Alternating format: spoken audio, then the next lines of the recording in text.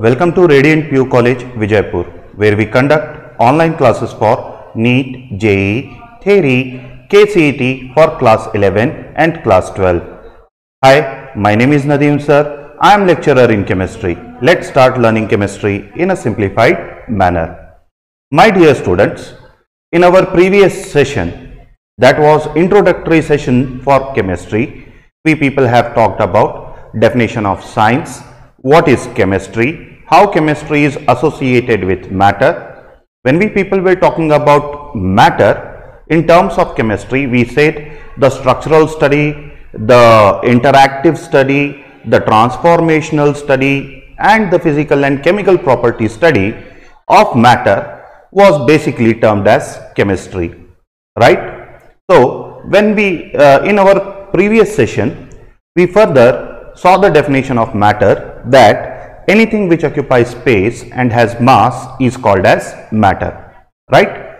And in matter, we people classified it into two types, that is physical classification and chemical classification. In physical classification, we people talked about solids, liquids and gases. In solids, how is the arrangement of atoms and molecules? In liquids, how is the arrangement of atoms and molecules? And in gases, how is the arrangement of atoms and molecules? And we people have also seen the transformational changes from solid to liquid and liquid to gases, how it takes place with respect to energy transformations. Okay, then we people discussed about chemical properties. In chemical properties, we classified it into two major categories, that is called as pure substances and mixtures. In pure substances, we classified it as elements and compounds. And we people have said that what are elements? Elements are those things which are only made up of one kind of atoms. So elements are the things which are made up of only one type of atom. That means it does not have two different atoms. All the atoms which are present inside the element are of single type. Okay, then we people move to compound. We said that compounds are made up of only one type of molecule, and in that molecule there might be two or more different types of elements. That means the molecule can be made up of two or more different types of atoms, but the molecule keeps on repeating. In a compound, always you will have same type of molecule. Okay, then we move towards mixture, which we called as mixture was classified into homogeneous mixture and heterogeneous mixture based upon three properties, that is property number one was we people talked about the identity, we people talked about the uniformity, we people talked about the equal distribution, right? So what are homogeneous mixtures? Which have been uniformly distributed or which are non-identifiable, we are called as homogeneous mixtures.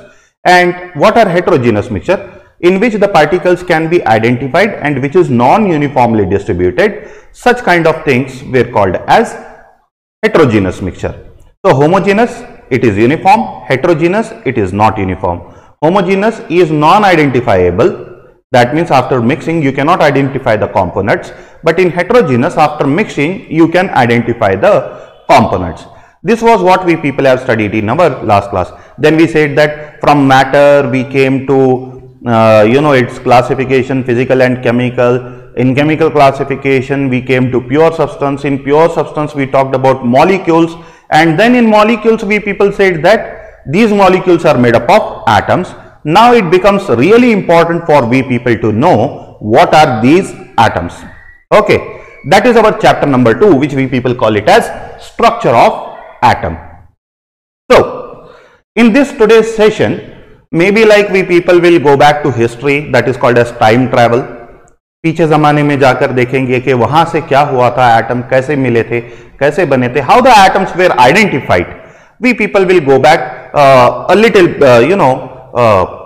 people will go back to history from where exactly it started. So let me start. There were few Indian and Greek philosophers. There were few Indian and Greek philosophers. Indian और Greek philosophers थे initial stage में.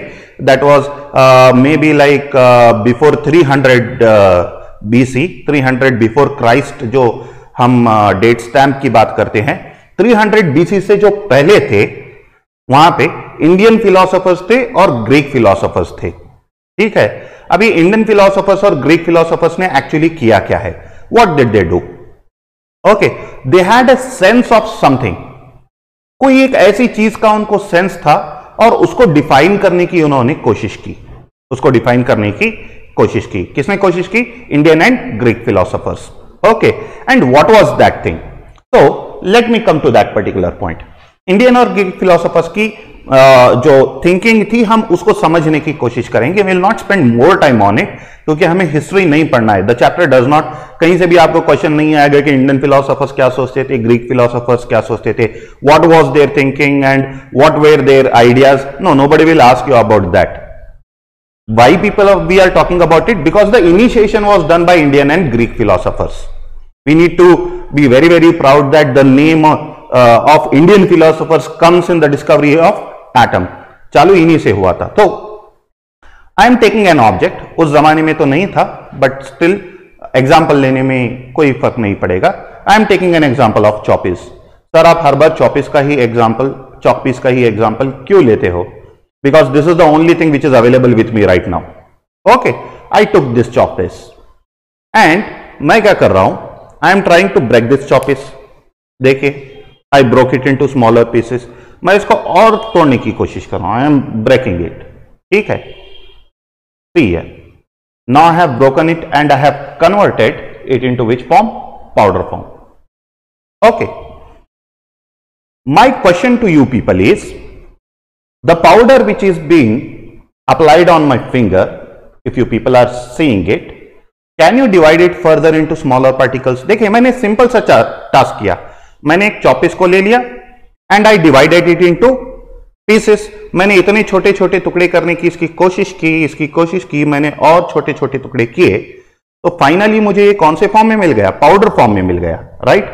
अब मेरे पास powder form है, इसके अंदर particles हैं, चॉपिस के पार्टिकल्स लगे हुए हैं. हाथ पर मैं देख सकता हूं, शायद आप देख पाते हैं या नहीं पाते हैं, मुझे पता नहीं है, but still you can see that the particles of chalk piece have been applied on my hand. आप देख सकते हैं यहां पर भी लगा हुआ है.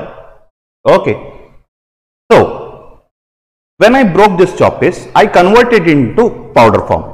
जब मैंने इसको पाउडर फॉर्म में किया, अगर मैं इसमें का एक पार्टिकल निकालूं, if I remove single particle of the powder, is it possibility that कि मैं इसको फर्दर डिवाइड कर सकूं और फर्दर छोटे फ्रैगमेंट्स में और फर्दर छोटे टुकड़ों में बांट सकूं? The answer is, you people might have advance technology. Sir sir microscope में अगर देखें और उसको कट करने की कोशिश करें तो शायद पॉसिबल है. आज के जमाने में टेक्नोलॉजी है, but this technology was not present during Indian and Greek philosophers time. तब उनके पास में क्या नहीं था? जो भी चीज है वो आंखों के ऊपर देखे हुए पर ही भरोसा कर सकते थे. So they saw that this is a powder and it can not be divided further. उन्होंने इस पाउडर को देखा और सोचा कि इसको और जो है फाइनली डिवाइड नहीं कर सकते हैं. अच्छा, इसके बाद में क्या हो गया? मे बी उन्होंने ऐसा किया होगा, they might have just blown their hand. ठीक है, मैं ब्लो कर रहा हूं. अब आप देख सकते होंगे कि ये जो पाउडर के पार्टिकल्स हैं वो निकलकर आपके सामने आ रहे हैं. तो उन्होंने ऑब्जर्व किया, जो हाथ पर लगे हुए, जो फिंगर पर लगे हुए पार्टिकल्स है, these are a little bit larger. When I just blow the powder, जो एयर में पार्टिकल्स ट्रैवल कर रहे हैं, these are much more smaller than these particles. तो उनको क्या लगा? हाँ, एक ऐसे भी पार्टिकल्स हैं जिनको हम कॉन्सेंट्रेट करके देखेंगे तो नजर आएंगे. If we concentrate more, we can see them, but they are much more smaller than the size of these particles which have been applied on the hand. हाथ के ऊपर लगे हुए पार्टिकल से काफी ज्यादा छोटे हैं. अब इनके दिमाग में एक बात आ गई, इनसे छोटे पार्टिकल्स भी हैं, which some particles we people can see and some particles which we people cannot see. इतने छोटे हैं कि हमारे आंखों को नजर नहीं आ सकते हैं. We cannot see from our naked eyes. Such kind of particles को इन्होंने एक नाम दे दिया, called as indivisible particles. ऐसे पार्टिकल्स को इन्होंने क्या नाम दिया? Indivisible particles. And who was the person to give the name called as indivisible particle? तो एक साइंटिस्ट हैं जिनका नाम है Democritus.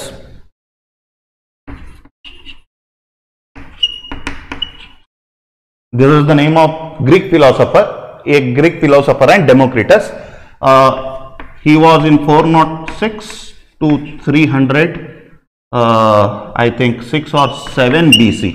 I don't remember the exact date, but जो भी डेट है मैं आपके सामने लिख रहा हूं. 307 नहीं था, I think 370 BC. ओके, तो डेट से कोई लेना देना नहीं है. We need not remember date. हमें यह पता होना चाहिए कि this person, Greek philosopher, he called such kind of particles as indivisible particles. ऐसे पार्टिकल्स को उन्होंने क्या नाम दिया? Indivisible, which can not be divided further, which can not be broken further, which can not be cut further, which can not be fragmented further. देखें, broken, cut, divided, fragmented, ये सभी चीजों का मतलब एक ही होता है. That means they can not be divided into smaller particles, और छोटे टुकड़ों में हम उनको बांट नहीं सकते. Okay, so he said there are few particles or there are particles which cannot be divided further. और ऐसे ही पार्टिकल से उन्होंने कहा कि these indivisible particles are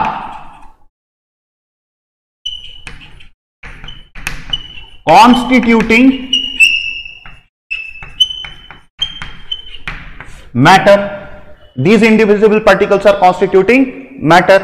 यानी कि मैटर जो बना हुआ है वो ऐसे पार्टिकल से बना हुआ है. कैसे पार्टिकल से?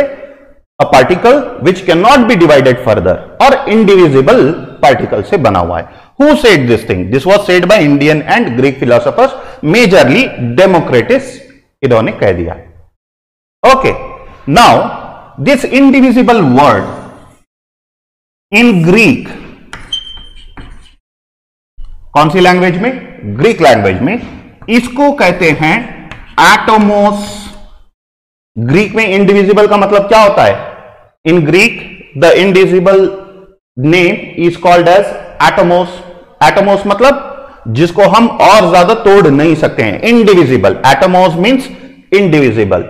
ओके, सो ये इंडिविजिबल पार्टिकल्स को उन्होंने क्या बोलना स्टार्ट कर दिया? एटोमोस कहना स्टार्ट कर दिया. What did they start saying? Atomos, which cannot be divided further. From atomos, a word came into science dictionary that is called as atom. Right? उसका क्या वो कहते हैं? Atom. तो atom का definition कैसे लिखेंगे? According to Greek and Indian philosophers, पुराने जमाने की बात कर रहे हैं. According to them, atom, particles which cannot be divided further.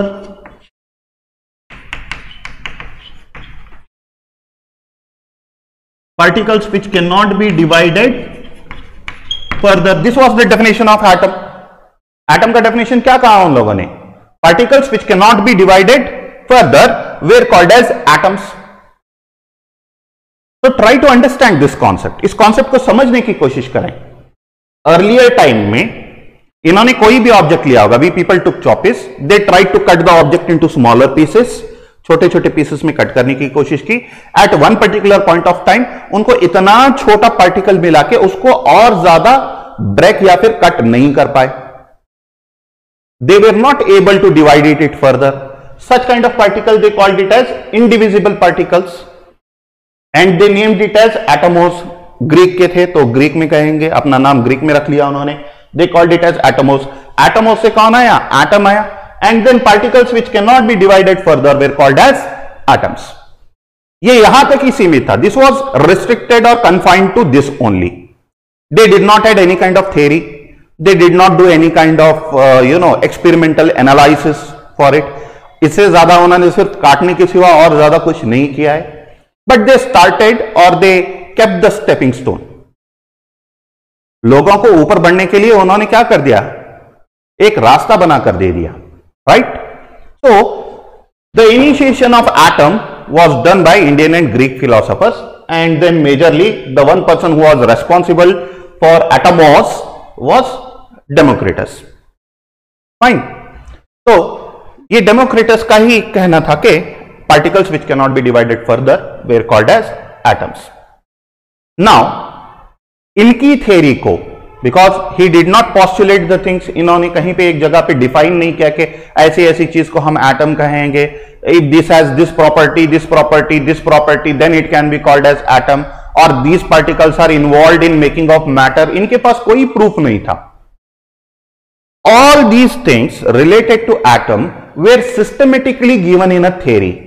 ये सभी चीजें जो डेमोक्रेटिस ने कहा था, इंडियन फिलोसोफर्स ने कहा था, ग्रीक फिलोसोफर्स ने कहा था, इन सभी चीजों को एक तरफ इकट्ठा करके उसमें अपना जो है माइंडसेट लगाकर उसको एक थ्योरी के फॉर्म में 1808 में, इन विच एरा 1808 सेंचुरी में एक साइंटिस्ट ने जिनका नाम था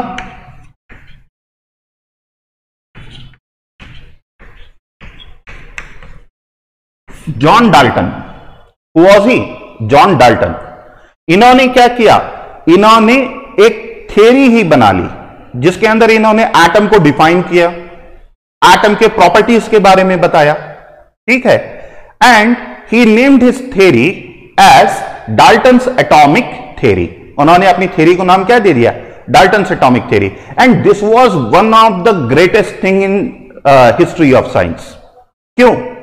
हाँ, हमें पता चला कि हमारे एनवायरमेंट में आसपास में जो चीजें बनी हुई हैं, these things were made up of what? Atom. अब हम लोगों को बोल सकते थे कि ये कैसे बना है, किसी को पता नहीं था। अब बोल रहे हैं proudly, this is made up of atoms. I am made up of atom, you are made up of atom, pen is made up of atoms, paper is made up of atom, everything which we people see around us is made up of atoms.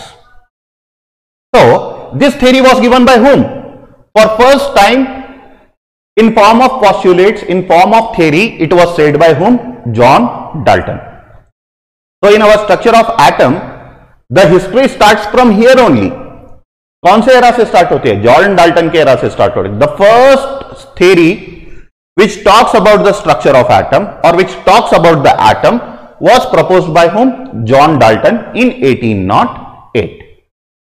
Okay, so we people will study about what does this theory say, that is Dalton's atomic theory.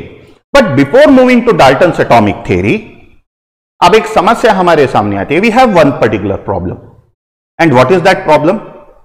If we know how does an atom look, what is the structure of an atom, modern concept में atom कैसे नजर आता है, atom किन किन चीजों से बना हुआ है, अगर ये चीज को हम जान लें, if we understand modern atomic structure first, detail में नहीं, इंट्रोडक्टरी पार्ट के तौर पर अगर हम समझ लेंगे, then it will become very very easy to understand the theories right from 1808। 1808 से लेके अभी तक एटम के अंदर क्या क्या चेंजेस हुए हैं वो काफी आसानी से हमें समझ में आने लगेंगी। पहले क्या पढ़ना पड़ेगा? मॉडर्न एटॉमिक स्ट्रक्चर को पढ़ेंगे एक छोटे से सेशन में, एंड देन इस मॉडर्न एटॉमिक स्ट्रक्चर को कोरिलेट करते आएंगे पहले से। हाँ, मॉडर्न एटॉमिक स्ट्रक्चर इस तरीके का है, इन्होंने क्या कहा था, ये कहा था, तो इन्होंने ये चीजें इसमें नहीं कही थी, नेक्स्ट वाले ने आके इसमें से ये चीज को ऐड कर दिया, उसके नेक्स्ट वाले ने आके ये चीज को ऐड कर दिया। तो जो चीजों को ऐड किया है हम उसे पहले देखेंगे, हमारा एक्चुअल स्ट्रक्चर ऑफ एटम नजर कैसे आता है। Then when we people start studying, clear cut हमारे माइंड में बैठ जाएगा, हाँ डाल्टन ने ये नहीं कहा था, ठीक है, रुदरफोर्ड ने ये नहीं कहा था, लेकिन ये कहा था, बोहर ने ये कहा, ठीक है। Then we people will move ahead and we people will talk about Einstein ने क्या कहा था, प्लैंक ने क्या कहा था, डी ब्रोगली ने क्या कहा था, हाइजेनबर्ग ने क्या कहा, श्रोडिंगर ने क्या कहा, ठीक है, सोमरफील्ड ने क्या कहा। All these theories we people will see and finally we people will come to modern structure of atom. तो हमारे स्ट्रक्चर ऑफ एटम में यही चीज है, पहले हम स्टार्टिंग से क्या क्या इंप्रूवमेंट हो गए एटम में वो स्टडी करते आकर कहां पे आएंगे, मॉडर्न स्ट्रक्चर ऑफ एटम को। मॉडर्न स्ट्रक्चर ऑफ एटम को जब स्टडी करेंगे तो हमारा चैप्टर एंड हो जाएगा। तो इस चैप्टर में हिस्ट्री ऑफ एटम, एटम की एवोल्यूशन के बारे में बात करेंगे, how atom came into existence, okay. फिर एटम के एवोल्यूशन के बारे में बात करेंगे, पहले कैसे था, अभी कैसे है, कैसे कैसे कौन कौन से दौर से गुजरते हुए एटम आज जो स्थिति में है, आज जो कंडीशन में है, आज जो फॉर्मेट में है, वो कैसे आया है, इस चैप्टर में हम स्टडी करेंगे। So the chapter is basically about what was initially there in atom and what is now inside an atom. इसको हम समझने की कोशिश करेंगे and how the structural changes happen, ठीक है। जो स्ट्रक्चरल चेंजेस होते हैं इनको एवोल्यूशन कहते हैं। So basically we people will be talking about evolution in an atom. जैसे कि हमें पता है कि एक थियरी आती है एवोल्यूशन ऑफ मैन, जो डार्विनिज्म के बारे में बताती है। मुझे पता नहीं है बायोलॉजी के बारे में whether it is Darwin's theory और नॉट, बट एवोल्यूशन की हम बात करते हैं। पहले इंसान बंदर था, अभी इंसान हो गया है। कैसे बंदर से इंसान हो गया, उसको क्या कहते हैं, एवोल्यूशन। ऐसे ही पहले एटम इनडिविजिबल था, अभी एटम डिविजिबल है। अभी एटम के अंदर छोटे छोटे पार्टिकल्स हैं, पहले नहीं मालूम था लेकिन अब हमें पता चला है। तो जो एटम पहले हम डिवाइड नहीं कर सकते थे, अब उसके अंदर हम देख रहे हैं, उसके स्ट्रक्चर को देख रहे हैं। जो डिवाइड नहीं हो सकता था से लेके एटम के अंदर के पार्टिकल्स की जो जर्नी है, हम उसको इस चैप्टर में अंडरस्टैंड करने की कोशिश करेंगे। Okay, so my dear students, before starting with the journey of atom, और before starting with the journey of atom क्या है, कैसी है, just we will have an idea how the modern atomic structure looks like. तो modern atomic structure कैसे दिखता है, उसको बात करने से पहले I request you people to note down these points. Okay, तो now let us continue further. तो हम बात करेंगे, डाल्टन ने एटम के बारे में कहा था। डाल्टन ने एटम का जो है एक छोटा सा डेफिनेशन दे दिया, welcome to modern structure of atom, और कहा कि एटम्स यानी कि these are smallest particles which cannot be divided further, which cannot be divided further। इन्होंने एक बात कह दी, atoms are the smallest particles which cannot be divided further. साथ ही साथ इन्होंने ये भी कहा कि एटम्स मेक एलिमेंट्स। तो इन्होंने ये भी बात कही कि एलिमेंट्स जो बने हुए हैं वो किससे बने हुए हैं, एटम से बने हुए हैं। और इन्होंने और एक भी बात कह दी, atoms are responsible for chemical reactions. देखिए, डेमोक्रेटस ने ये चीजों को नहीं कहा।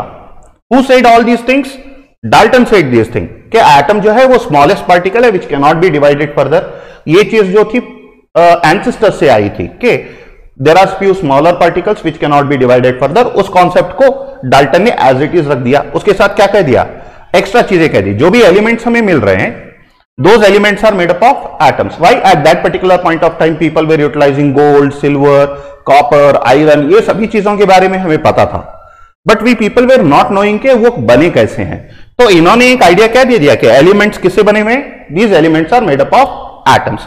और ये भी चीज कह दी कि जब उस जमाने में जो है काफी सारे लोग परफ्यूम बनाया करते थे, थोड़े बहुत माइनर छोटे मोटे रिएक्शंस हुआ करते थे, तो at that particular point of time उन्होंने कह दिया कि जो भी केमिकल रिएक्शन हो रहा है, जो भी केमिकल रिएक्शन हो रहा है वो किसके वजह से हो रहा है, एटम्स के वजह से हो रहा है। So this was a big thing. बिना एक्सपेरिमेंटल प्रूफ के ये लेवल की इमेजिनेशन रखना कि because of atoms chemical reaction हो रहे हैं, एटम्स एलिमेंट्स को बना रहे हैं, विच फर्दर प्रूव करेक्ट। आगे चल के ये चीज क्या हो गई, सही हो गई। तो these things were said by whom, Dalton. तो डाल्टन की चीज में हमें याद रखने वाली चीज क्या है, डेफिनेशन ऑफ एटम क्या कहा, विच कैन नॉट बी, ऐसी चीज जिसको हम फर्दर डिवाइड नहीं कर सकते हैं। It was said by home, John Dalton. Okay, ये चीज नोट डाउन करने की जरूरत नहीं है, किसी को नोट डाउन करना है तो आप जो है कर सकते हैं, but I will right it later on at the end of the session. Dalton atomic theory जब पढ़ेंगे तो पूरे पोस्टुलेट्स के साथ में पढ़ेंगे। ओके, तो याद रखने वाली बात यह है definition of atom as per according to Dalton. Now आज के जो सिनारियो में प्रेजेंट एटम है, you people might have studied in your high school days that atoms are made up of subatomic particles. Atoms are made up of subatomic particles.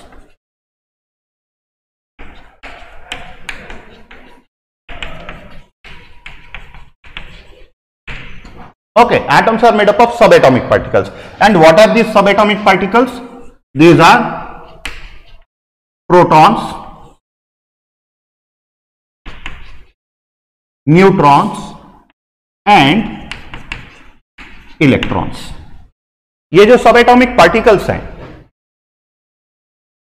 ये जो हमारे सब atomic particles है जो एटम के अंदर होते हैं, which are inside the atom, are protons, neutrons and electrons.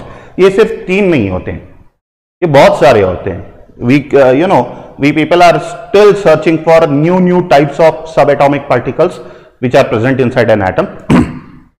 फिलवक्त category के अंदर बहुत सारी चीजें आती हैं, फर्मियॉन्स आती हैं, बोसॉन्स आती हैं, ग्रेविटॉन्स आते हैं, ठीक है। In fermions we have quarks, we have leptons, we have gluons, बहुत सारी अलग अलग पार्टिकल्स जो हैं प्रेजेंट होती है। इनके अंदर भी नॉर्मल भी होती हैं और एंटी भी होती हैं। नॉर्मल यानी कि जैसे कि ऐसे होता है कि पॉजिटिव चार्ज हैं तो नॉर्मल, नेगेटिवली चार्ज हैं तो एंटी कहेंगे, यानी कि उसका एग्जैक्टली ऑपोजिट होंगी। तो बहुत सारी चीजें हैं प्रेजेंट है, no need to worry, I will tell about them. उनके बारे में भी मैं बात करूंगा, मैं कोई भी चीज को हाफ द वे में छोड़ के जाने वाला नहीं हूं। ओके, सब atomic particles are like protons, neutrons and electrons. तो हाई स्कूल डेज में हमको कह दिया कि these are fundamental particles.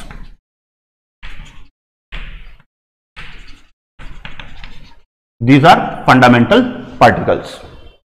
Fine. आज का जो ये सेशन लेके जाने वाला it will be as per according to your JEE Mains. JEE Mains के बेसिक्स पूरे के पूरे इसमें हम कवर कर लेंगे।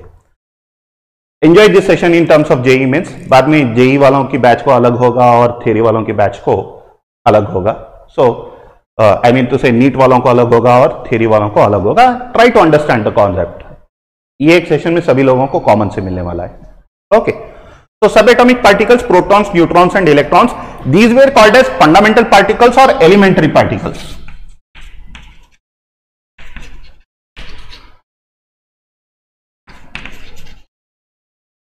Or elementary particles. Now let us come to the point, fundamental particle किसको कहते हैं और elementary particle किसको कहते हैं। We'll try to understand this thing. देखिए, fundamental और elementary हम तभी कह सकते हैं when it is the most basic thing. जब वो पार्टिकल सब में बेसिक होना चाहिए तब हम उसको क्या कहते हैं, फंडामेंटल पार्टिकल और एलिमेंट्री पार्टिकल। अच्छा, तो प्रोटॉन, न्यूट्रॉन और इलेक्ट्रॉन के अंदर क्या ये तीनों फंडामेंटल पार्टिकल है, मोस्ट बेसिक पार्टिकल्स हैं? Absolutely not. ये तीनों फंडामेंटल पार्टिकल्स नहीं है, ये तीनों एलिमेंट्री पार्टिकल्स नहीं है। हमने बहुत सारी बुक्स में पढ़ा है कि the fundamental particles, the elementary particles called as protons, neutrons, electrons, from these the atom is made up of. Atom इन चीजों से बना हुआ है, हमने ऐसे सुना है। ये सभी चीजें बोगस हैं। Bogus in the sense I am not saying that these are wrong. एक टाइम होता था हम समझते थे कि atom is fundamental, atom is fundamental. इस बात को समझेंगे अगर आप, if you try to understand this point, you will understand the whole structure of atom easily. तो इनिशियली किसके टाइम में, डाल्टन के टाइम में, ग्रीक फिलोसोफर्स के टाइम में, डेमोक्रेटिस के टाइम में, इंडियन फिलोसोफर्स के टाइम में, we used to consider atom as fundamental. Fundamental का मतलब समझिए, which can not be divided further. ऐसी चीज को इन्होंने क्या कह दिया, फंडामेंटल पार्टिकल और एलिमेंट्री पार्टिकल। तो फंडामेंटल पार्टिकल और एलिमेंट्री पार्टिकल का डेफिनेशन क्या हो गया, ऐसी चीज जिसको हम और सिंप्लीफाई नहीं कर सकते, वही सब में ज्यादा सिंपल चीज होगी। That will be the most simplest thing. तो पहले उन्होंने किसको सिंपलेस्ट थिंग माना, एटम को। जैसे ही एटम को सिंपलेस्ट थिंग माना तो 3 लोगों ने, नंबर 1 वाज जे थॉमसन। इन्होंने क्या किया, ही आइडेंटिफाइड इलेक्ट्रॉन। इन्होंने किसकी खोज की, इलेक्ट्रॉन की खोज की। Who, J Thomson. Then came Goldstein. Goldstein discovered protons. इन्होंने किसको डिस्कवर किया, प्रोटॉन्स को डिस्कवर किया। जब इलेक्ट्रॉन्स और प्रोटॉन्स को डिस्कवर करने के बाद पता चला कि there is another kind of like particle, जिसको आइडेंटिफाई किया जेम्स कैडविक ने। He discovered neutrons. इलेक्ट्रॉन को इन्होंने कह दिया नेगेटिव चार्ज पार्टिकल, प्रोटॉन को इन्होंने कह दिया पॉजिटिवली चार्ज पार्टिकल, न्यूट्रॉन को इन्होंने कह दिया देयर इज नो चार्ज और there is a balance charge on neutron. तो इन 3 लोगों ने किसको रॉन्ग प्रूव कर दिया, they proved wrong to John Dalton, इन्होंने कह दिया डाल्टन जो बोल रहे हैं वो गलत है, डाल्टन जो बोल रहे हैं वो गलत है। डाल्टन क्या बोल रहे थे? Dalton was saying that atom can not be divided further. Dalton क्या कर रहे थे? एटम और छोटे पार्ट्स में नहीं बांट सकते हैं एटम को। उनको रॉन्ग प्रूव किसने किया? जे थॉमसन ने। पहला बंदा जिन्होंने डाल्टन को चैलेंज किया वो कौन थे? J Thomson. उन्होंने क्या किया? उन्होंने कह दिया कि सर आप एटम के अंदर देखिए। उस टाइम पे we people did not have technology to see inside an atom. Till today we people are struggling. Till today we people can see with help of electron microscope, high resolution microscopes. लेकिन उस जमाने में high resolution microscopes नहीं थे, तो वहां पे एक टेक्निक हुआ करती थी which was called as electromagnetic technique. Which technique? Electromagnetic technique. देखिए इलेक्ट्रोमैग्नेटिक टेक्निक के अंदर क्या होता था, I try to show you. दो मैग्नेट्स को हम प्लेस किया करते थे। We use to place two magnets, एक टॉप वाला मैग्नेट और एक बॉटम वाला मैग्नेट, ठीक है। अब मैग्नेटिक फील्ड में ऊपर जो होता था नॉर्थ पोल होता था, नीचे जो होता था साउथ पोल होता था। चार्जेस के बारे में माइकल फैराडे ने काफी अच्छी तरीके से एक्सप्लेन किया था फिजिक्स में। ओके, तो फिजिक्स में आप लोगों को पता है कि फैराडे ने क्या क्या किया था, चार्जेस के बारे में क्या क्या कहा था, ठीक है। All those things will be said to you people. अब मान लेते हैं कि ये नॉर्थ पोल है मैग्नेट का, ये साउथ पोल है, दो अलग अलग मैग्नेट है। यहां पे हमने नॉर्थ किया है, यहां पे हमने साउथ पोल किया है। अब मैं जैसे ही एक पार्टिकल को यहां पे लेके आ जाऊंगा, इसको लेके आ जाऊंगा पार्टिकल को, अगर पार्टिकल चार्ज्ड है, अगर पार्टिकल चार्ज है, वो चाहे पॉजिटिवली चार्ज हो या फिर नेगेटिवली चार्ज हो, अगर पार्टिकल के ऊपर चार्ज मैग्नीट्यूड है, चाहे वो पॉजिटिव भी हो या फिर नेगेटिव हो, तो ये पार्टिकल क्या करता है, या तो ऊपर की तरफ मूव करेगा या फिर नीचे की तरफ मूव करेगा। पहले कहां पे था? सेंटर में था। जैसे ही मैग्नेट के सेंटर में आ गया, अब ये मूव करेगा, या तो ऊपर की तरफ मूव होना चाहिए या फिर नीचे की तरफ मूव होना चाहिए। अगर ऊपर की तरफ मूव हो गया तो कह देंगे कि पॉजिटिवली चार्ज पार्टिकल है, नीचे की तरफ मूव हो गया तो हम कहेंगे कि नेगेटिवली चार्ज पार्टिकल है। तो इस तरीके से पार्टिकल का चार्ज मैग्नेट के बीच में प्लेस कर किया जाता था। किसके बीच में? मैग्नेट्स के बीच में प्लेस करके किया जाता था। तो अब मैग्नेट है, ऊपर एक मैग्नेट है, नीचे एक मैग्नेट है, पार्टिकल को इधर से इधर फ्लो करवाएंगे। अगर पार्टिकल ऊपर की तरफ चला गया, देखिए पार्टिकल आ रहा है, अब ऊपर एक मैग्नेट है, नीचे एक मैग्नेट है, अगर ये इस तरीके से ऊपर डायरेक्शन में चला गया, पॉजिटिवली चार्ज। नहीं सर, इस बार पार्टिकल नीचे के डायरेक्शन में चला गया, then it will be called as negatively charge particle. तो चार्ज ऑफ पार्टिकल को इलेक्ट्रोमैग्नेटिक फील्ड्स के अंदर रखकर आइडेंटिफाई किया जाता था। ओके, तो जे थॉमसन ने कैसे आइडेंटिफाई किया, गोल्डस्टीन ने कैसे आइडेंटिफाई किया, जेम्स कैडविक ने कैसे आइडेंटिफाई किया, all these theories are present in our chapter number 2, that is structure of atom.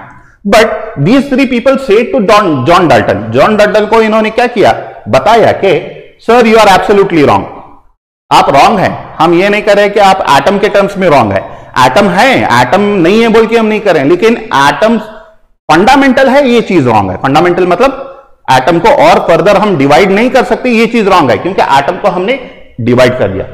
Atom can divided into electron, protons and neutrons. These three things, these people called them as subatomic particles. इन तीन चीजों को क्या कह दिया? These were called as subatomic particles. Now, what John Dalton did the mistake, these three people also did the same mistake. इन तीनों ने भी यही मिस्टेक किया। क्या? डाल्टन ने कहा कि atoms cannot be divided further. इसी तरीके से इन्होंने भी कह दिया these are the fundamental particles, यानी कि which cannot be divided further.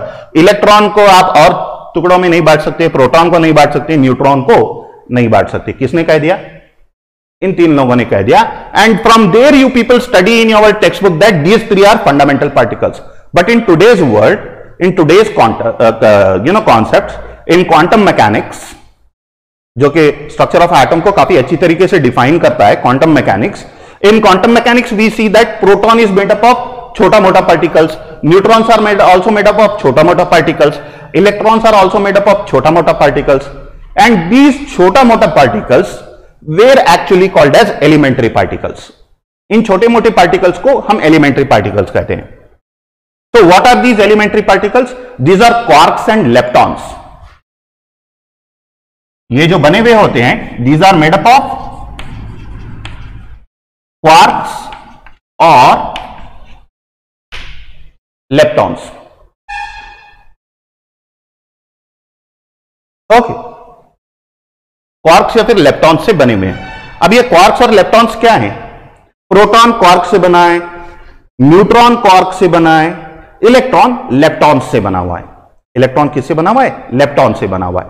यानी कि जैसे एटम प्रोटॉन, न्यूट्रॉन और इलेक्ट्रॉन से बना था, in same manner, in same context, the proton is made up of quark, the electron is made up of leptons, and the neutrons are made up of quarks. That means protons are also made up of something, electrons are also made up of something, and neutrons are also made up of something.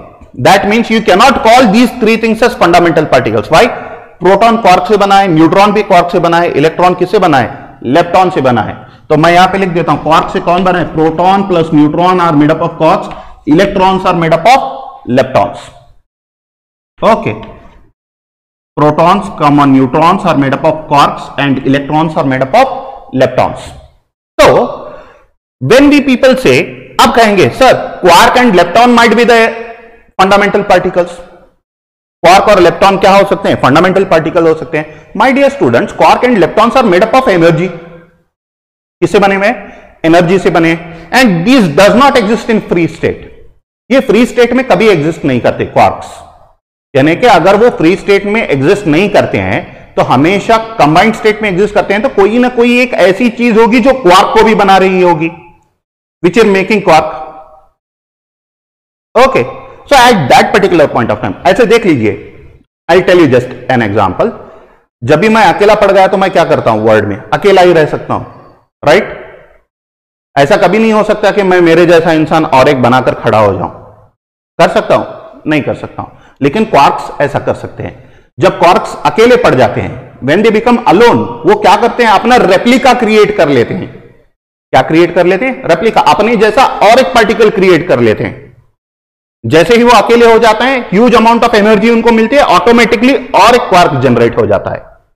जब और एक quark generate होता है, the question comes from here that sir, if the quark is preparing another quark, that means it is making another quark from something. आज के जमाने में उस something को हम एनर्जी कह रहे हैं, we people are calling it as energy, right?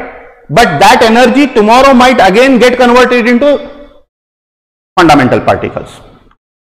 आज के जमाने में बोलते हैं कि energy is made up of photons, right? It might be made up of packet of photons, right? तो फोटॉन से बने हुए हो सकते हैं। So maybe like if we go to lower level, lower और अंदर जाने जाएंगे तो शायद क्वार्क्स भी कोई और चीज से बने होंगे, वो और चीजें भी और चीजों से बनी होंगी। तो at that particular point of time we people disregarded this thing. हम कोई भी चीज को फंडामेंटल बोलना छोड़ दिए हैं। We stop saying them as fundamental, we say that all of these are sub atomic particles. We people are still trying to find the fundamental particle of an atom. पहले एटम को fundamental particle कहते थे, आज अभी भी हम लोग fundamental particle को ढूंढने की कोशिश कर रहे हैं। Okay, now I hope you people have been cleared with this point. John Dalton ने क्या कहा? Atom is the smallest thing. J Thomson ने कहा नहीं नहीं, electron is the smallest thing, proton is the smallest thing and neutron are the smallest thing. Later on other people said that no no no, quarks and leptons are the smallest thing. उसके बाद लोगों ने कहा no no no no, quark और lepton को जोड़ने वाली एक चीज होती है, वो उससे भी छोटी रहती है, ग्लूऑन्स कहते हैं उनको। Gluons are the smallest thing. बाद में कहा कि ग्लूऑन्स बहुत सारी कैटेगरी के होते हैं जिनको बोसॉन्स कहते हैं। No no, bosons are the smallest thing. बाद में और एक एरा आ गया जहां पे कहा कि universe is made up of God particle which is called as Higgs boson, that is the smallest thing. और ऐसे ही बहुत सारे स्मॉलेस्ट थिंग्स हैं, स्मॉलेस्ट पार्टिकल्स हैं। We need to understand them, but हमारे सिलेबस में इतना सारा पढ़ने की जरूरत नहीं है। If you people study up to quarks and leptons, that is more than sufficient for your JEE examination. इससे ज्यादा पढ़ने की जरूरत नहीं है। इससे ज्यादा पढ़ाई करोगे तो आप भी साइंटिस्ट बन जाओगे। ओके, सो अब हमें पता चला कि atoms are made up of sub atomic particles. Atoms are made up of sub atomic particles. So now I will try to draw the structure of atom. एक मॉडर्न एटॉमिक पिक्चर को आपके सामने रखने की मैं कोशिश करूंगा। Okay, so how does an atom look like, हम अभी देखेंगे। Now my dear students, at the centre of atom there are particles. मैं ड्रॉ कर रहा हूं हीलियम का एटम। किसका एटम ड्रॉ कर रहा हूं? हीलियम का atom. In this structure of helium atom, I'll clarify maximum number of things. Okay, I'm just going out of the picture, board utilize करने के लिए. You cannot see me, but don't concentrate on me, concentrate on the board. Okay, in atom is made up of protons.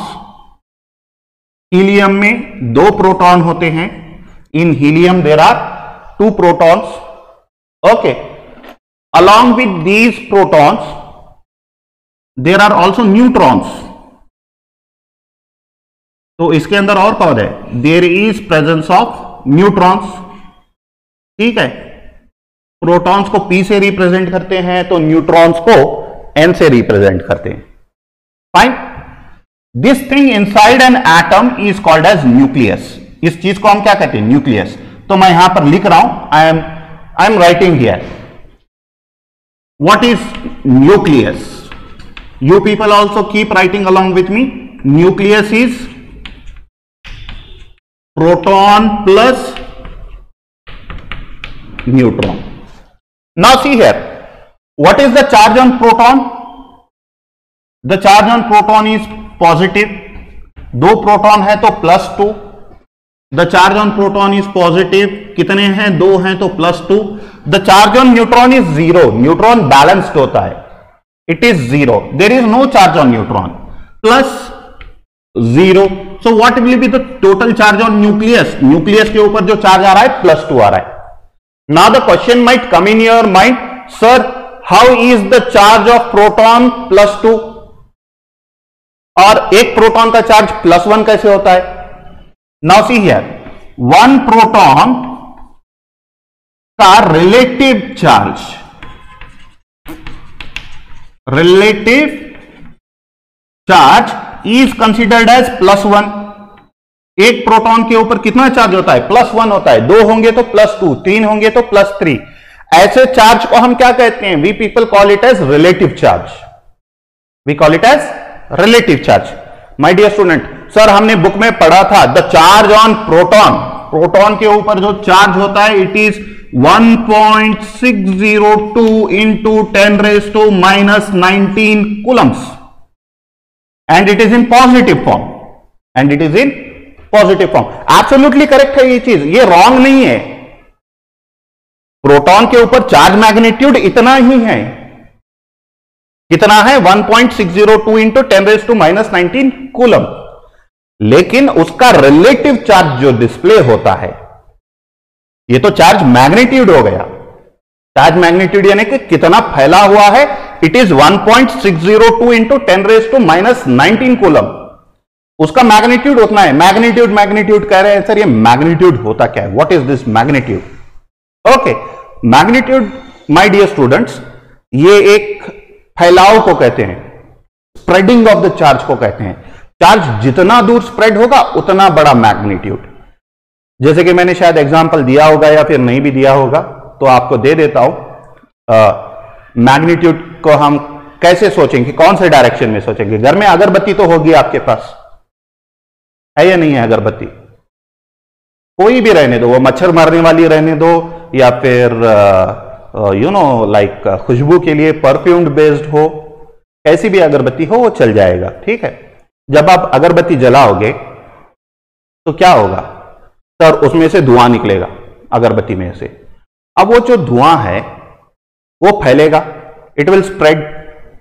कितना spread होगा sir? पहले थोड़ा रहेगा, बाद में और बढ़ता जाएगा. जब स्मोक प्रोपोगेट कर रहा है, बढ़ रहा है, स्प्रेड हो रहा है, तो हम उसको कहेंगे मैग्नीट्यूड. वो डायरेक्शन में स्प्रेड होता है. ठीक है, तो उसको हम मैग्नीट्यूड कहेंगे.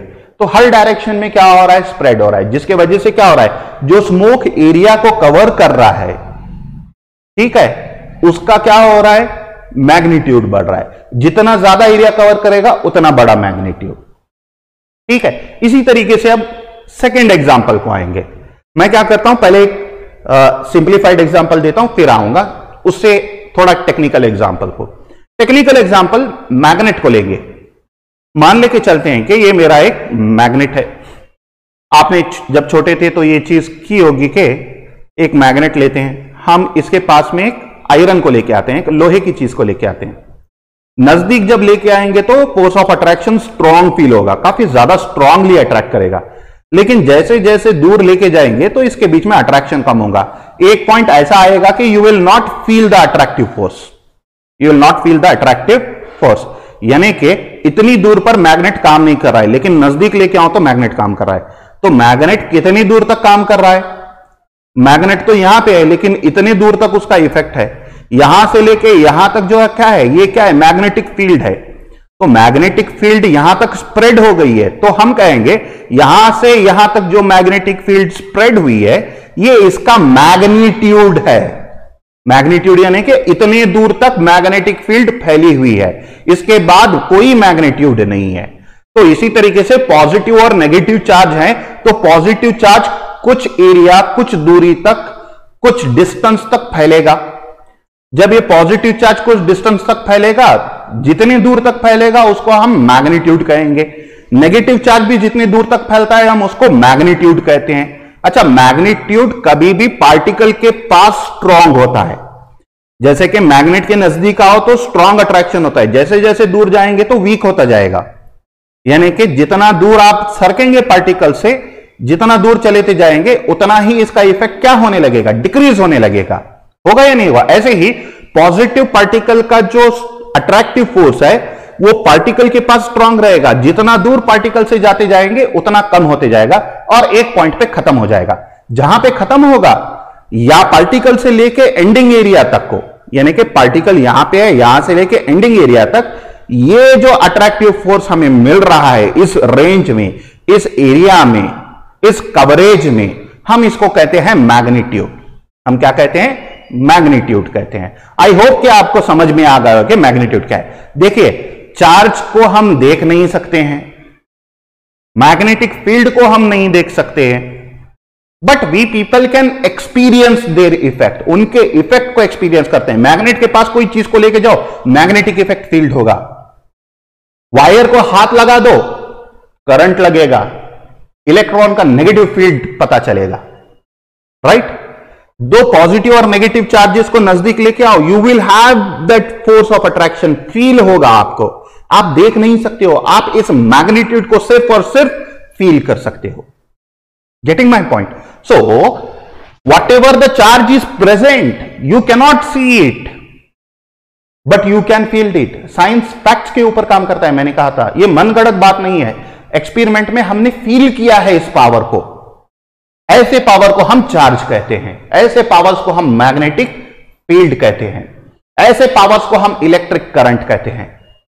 Getting my point? सो अब ये जो प्रोटॉन है इसका मैग्नीट्यूड इतना है, इसका मैग्नीट्यूड इतना है, इतनी डिस्टेंस पर कहेंगे या फिर इतने एनर्जी के साथ ये फैला हुआ है। लेकिन उसका जो रिलेटिव कैलकुलेशन के लिए जो हम चार्ज यूज करते हैं उसको कितना करते हैं? 1 प्रोटॉन के लिए +1 चार्ज यूज करते हैं, इलेक्ट्रॉन के लिए -1 यूज करते हैं, न्यूट्रॉन के लिए 0 यूज करते हैं। आई बात समझ में? तो ये सिर्फ चार्ज के मैग्नीट्यूड को डिफाइन कर रहा है, लेकिन कैलकुलेशन के लिए कौन सा चार्ज यूज कर रहे हैं? +1, -1 और 0। +1 प्रोटॉन के लिए, -1 न्यूट्रॉन के लिए, -1 इलेक्ट्रॉन के लिए और 0 न्यूट्रॉन के लिए। सर ये वैल्यू +1, -1 एंड 0 आपको कहां से मिली? In olden days, this was one of the biggest question, but nowadays it is one of the most easiest question. You can easily prove from where +1 charge comes, from where -1 charge comes, and from where the charge on neutron is considered as 0.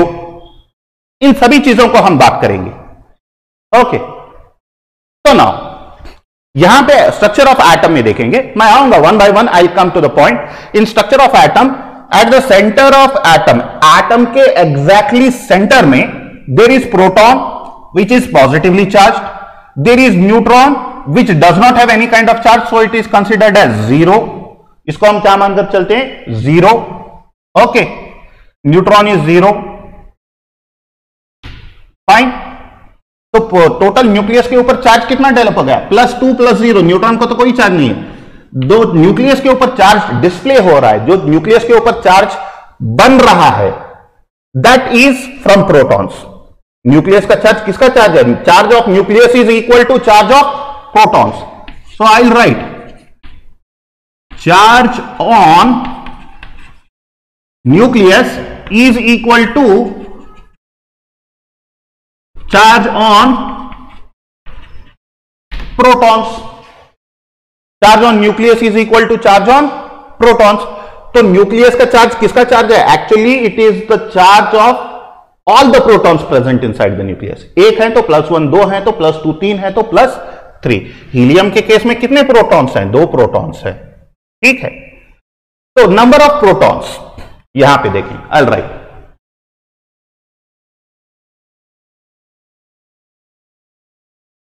अब point number 3 की बात कर रहा हूं। Number of protons को क्या कहते हैं? Number of protons is called as atomic number.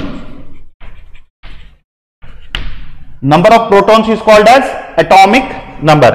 Helium में कितने प्रोटॉन्स है? 2 प्रोटॉन्स है, तो हीलियम का एटॉमिक नंबर कितना हो गया? कितना हो गया हीलियम का एटॉमिक नंबर? हीलियम का एटॉमिक नंबर कितना हो गया? 2 हो गया। कितना हो गया? 2 हो गया। So the atomic number of helium is 2। तो इसको रिप्रेजेंट कैसे करते हैं? रिप्रेजेंट देखिए, helium is written in this form Z and A।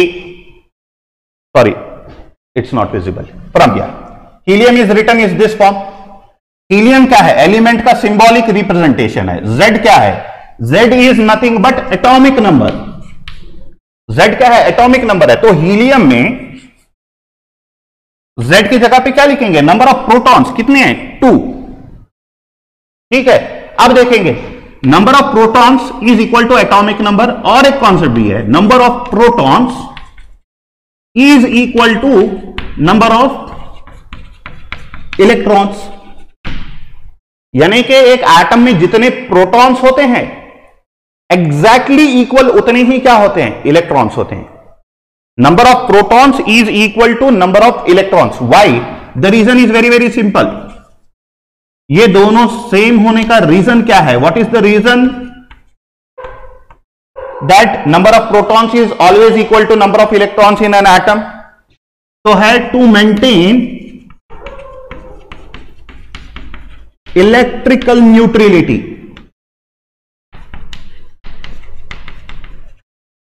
To maintain electrical neutrality.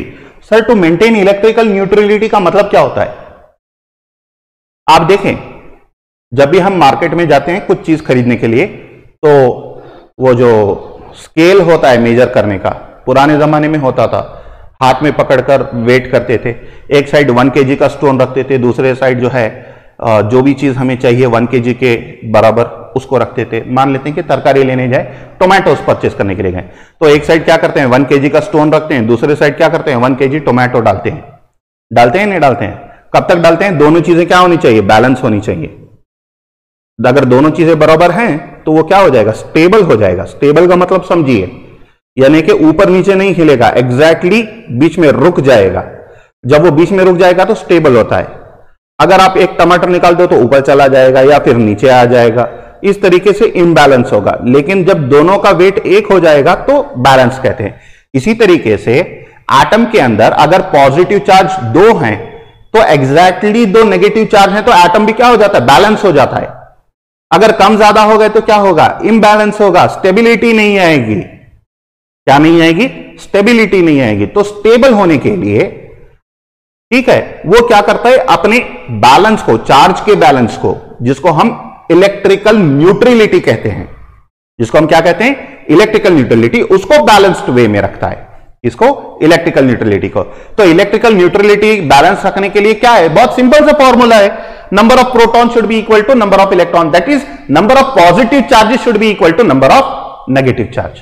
तो यहां पर देखिए, मैथमेटिक्स में हम करते हैं +2 -2, दोनों को कैंसिल कर दो तो आंसर कितना आता है? 0। 0 मतलब बैलेंस। चार्ज के टर्म्स में 0 का मतलब क्या होता है? बैलेंस होता है। अगर 0 आ रहा है तो बैलेंस। इसीलिए देखिए, न्यूट्रॉन के ऊपर 0 है तो neutron is balanced. It is neither positive nor negative, it is 0। भाई मेरे को कुछ नहीं है। मैग्नेटिक फील्ड में जब न्यूट्रॉन को भेज दिया गया, किसको भेज दिया गया? न्यूट्रॉन को। This is north pole and this is south pole. Proton को भेजा तो ऊपर की तरफ चला गया, कौन? प्रोटॉन। इलेक्ट्रॉन को भेजा तो नीचे की तरफ चला गया, सॉरी, प्रोटॉन नीचे की तरफ चला गया, इलेक्ट्रॉन ऊपर की तरफ चला गया। और जब न्यूट्रॉन को भेज दिया तो न्यूट्रॉन भैया सीधे निकल गया। न्यूट्रॉन कैसे निकल गया? सीधे, ना ऊपर गया ना नीचे गया। क्यों? प्रोटॉन पॉजिटिव था, ऑपोजिट चार्ज तरफ चला गया। इलेक्ट्रॉन नेगेटिव था, ऑपोजिटली चार्ज की तरफ अट्रैक्ट हो गया। न्यूट्रॉन के ऊपर कोई भी चार्ज नहीं था, बैलेंस था, इसीलिए वो ना तो पॉजिटिव की तरफ चला गया ना नेगेटिव की तरफ चला गया, सीधे का सीधा जो है बाहर निकल गया। तो इसे ये पता चलता है कि कोई एक पार्टिकल नॉर्थ पोल की तरफ जा रहा है तो वो नेगेटिव हो सकता है, साउथ पोल की तरफ जा रहा है तो पॉजिटिव हो सकता है। अगर उसके ऊपर चार्ज नहीं है, अगर वो सीधा जा रहा है तो समझ लीजिए कि ना इधर वो पॉजिटिवली चार्ज है ना नेगेटिवली चार्ज है, वो न्यूट्रल है। क्या है? न्यूट्रल है। इस चीज को याद रखना बहुत जरूरी है। इसी तरीके से +2 -2 करेंगे तो 0 हो जाएगा, यानी कि न्यूट्रल। 0 का मतलब कुछ भी नहीं, इसके ऊपर ना पॉजिटिव चार्ज है ना ही नेगेटिव चार्ज है। ओके, तो ये वाले पॉइंट्स आपको रिमेंबर करने हैं। न्यूक्लियस क्या है? It is combination of proton and neutron. Charge on nucleus is charge on protons. Number of protons is equal to atomic number and atomic number is represented by Z। Number of protons is always equal to number of electron. कितने proton है उतने ही electron होते हैं। Reason क्या है? To maintain electrical neutrality. Sir proton और neutron तो आपने बता दिया, it is present eight the centre of atom. अब ये इलेक्ट्रॉन कहां प्रेजेंट होते हैं? जो इलेक्ट्रॉन प्रेजेंट होते हैं इसके अतराफ में प्रेजेंट होते हैं, इन एन ऑर्बिटल। ऑर्बिटल के अंदर इलेक्ट्रॉन होते हैं। मान लेके चलते हैं कि यहां पर एक इलेक्ट्रॉन है और यहां पर एक इलेक्ट्रॉन है, तो कितने हो गए? +2 -2, so the total charge on atom is 0। तो यहां पे लिखेंगे टोटल चार्ज ऑन एटम कितना होता है? It is equal to charge of proton plus charge on electron. Charge of proton plus charge of electron. तो चार्ज ऑफ प्रोटॉन कितने हैं? +2 प्लस चार्ज ऑन इलेक्ट्रॉन कितने हैं? -2। तो देखेंगे, अब देखें plus into minus is minus, so it will B +2 -2। +2 -2 answer कितना आता है? 0। अगर 0 आ रहा है that means our atom is neutral. अगर 0 आ रहा है तो इसका मतलब क्या हो गया? जो हमारा एटम है वो न्यूट्रल हो रहा है। अगर ये प्लस हो गया तो एटम इज पॉजिटिव आयन। अगर ये सम जो है टोटल चार्ज ऑन एटम का जो charge of proton plus charge of electron, अगर इसका आंसर आपका पॉजिटिव आ रहा है तो एटम इज पॉजिटिवली चार्ज्ड, यानी कि पॉजिटिव आयन कहेंगे उसको। अगर इसका आंसर माइनस में आ रहा है then the charge on atom is negative. उसका मतलब क्या होगा? ये नेगेटिव आयन है। सर पॉजिटिव कब आएगा? जब प्रोटॉन ज्यादा होंगे इलेक्ट्रॉन से तो पॉजिटिव होगा। नेगेटिव कब आएगा? जब इलेक्ट्रॉन ज्यादा होंगे प्रोटॉन से तब नेगेटिव आएगा। न्यूट्रल कब आएगा? जब प्रोटॉन और इलेक्ट्रॉन सेम रहेंगे तब न्यूट्रल आएगा। सर ये पॉजिटिव और नेगेटिव कब होगा? मैं बताऊंगा आप लोगों को। Still this is my second class of structure of atom. आगे चल के और बहुत सारी चीजें पढ़नी है। There we people will talk about atoms, ions, molecules, उन सारी चीजों के बारे में पढ़ेंगे। ठीक है। So in an atom at the centre there is nucleus.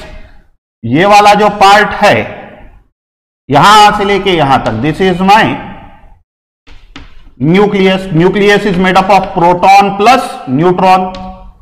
Nucleus किससे बना है? प्रोटॉन और neutron. Around the nucleus there are electrons. Around the nucleus there are electrons. Okay, अब देखें सर साइज ऑफ एटम कितना होता है और मास ऑफ एटम कितना होता है। How much is the size of atom and mass of atom. Size of atom काफी सिंपल है, I am writing it here. Size of atom will range from 10⁻⁻10 metre to 10⁻⁻15 metre का भी हो सकता है। ठीक है, ये मैं एक रेंज बता रहा हूं। एक्चुअली हाइड्रोजन जो सब में स्मॉलेस्ट है वो 10⁻10 मीटर साइज का होता है। ठीक है, साइज ऑफ एटम तो वेरी कर सकता है। कभी इलेक्ट्रॉन निकाल दिए, कभी कुछ निकाल दिया, सिर्फ प्रोटॉन्स बच गए, तो 10⁻⁻15 भी आ सकता है। It can be either in neutral state और पॉजिटिव स्टेट और नेगेटिव स्टेट, किसी भी चीज की हम बात कर ले तो ये रेंज में वेरी करेगा। 10⁻10 का जो साइज होता है।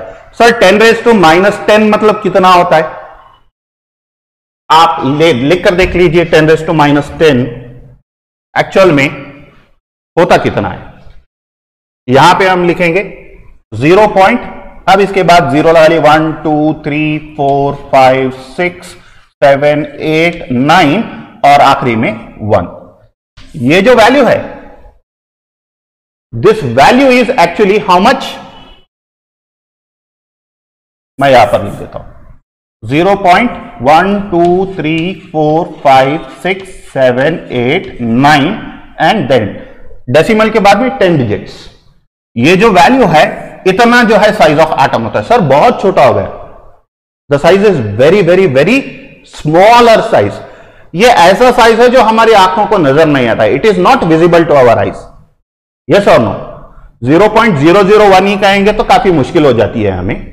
0.00000000001 अगर कहेंगे, सर बहुत छोटा हो गया, we can not even see with our naked eyes. अच्छा, इसका एक एग्जाम्पल मैं आपको दे देता हूं कि ये होता कैसे है। फाइन, आपने समंदर देखा होगा, समंदर देखा है? सी बहुत बड़ा होता है या नहीं होता है? अच्छा, समंदर को नहीं, चलो जाने देंगे, सी को छोड़ देंगे।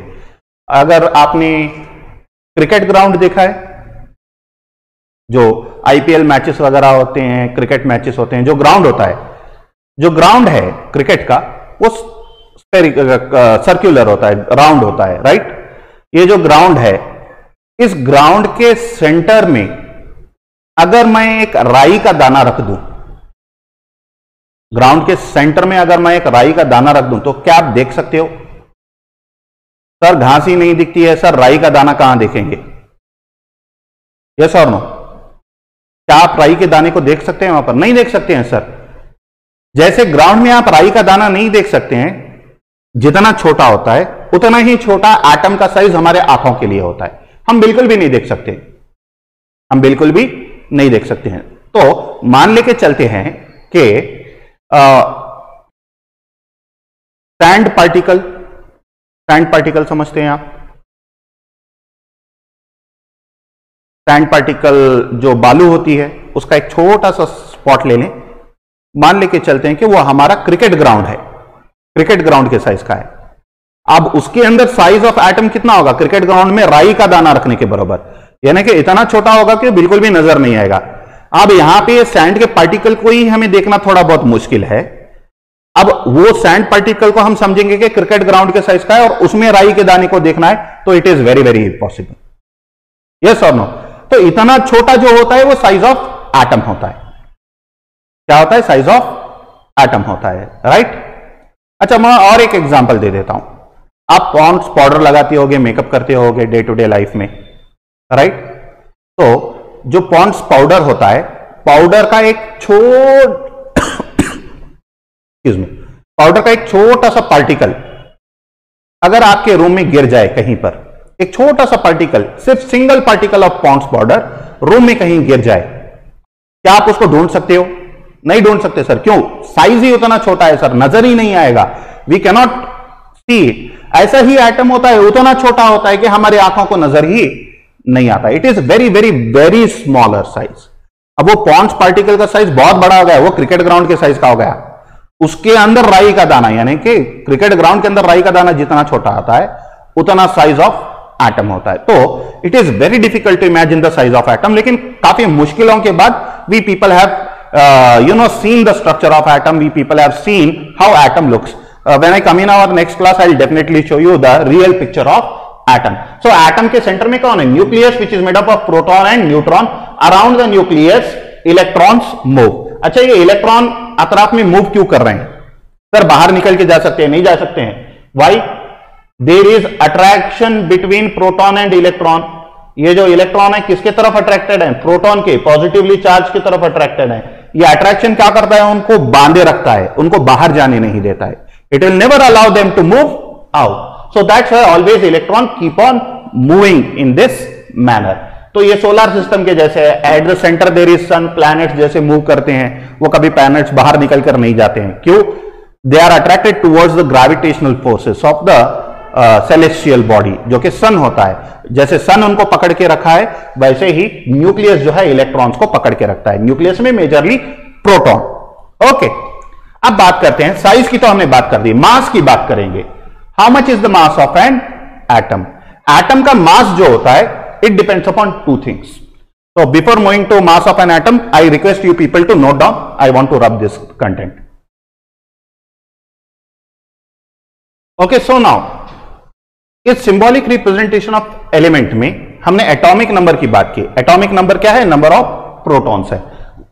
A क्या है सर? Z की तो हमने बात कर ली। हीलियम के अंदर 2 प्रोटॉन्स हैं, 1, 2, so that's why we people have written 2. What is A? A is nothing but atomic mass. देखिए, Z is number of protons which is equal to number of electrons. A जो होता है, Z is atomic number, number of protons, यानी कि atomic number. And what is A? A is atomic mass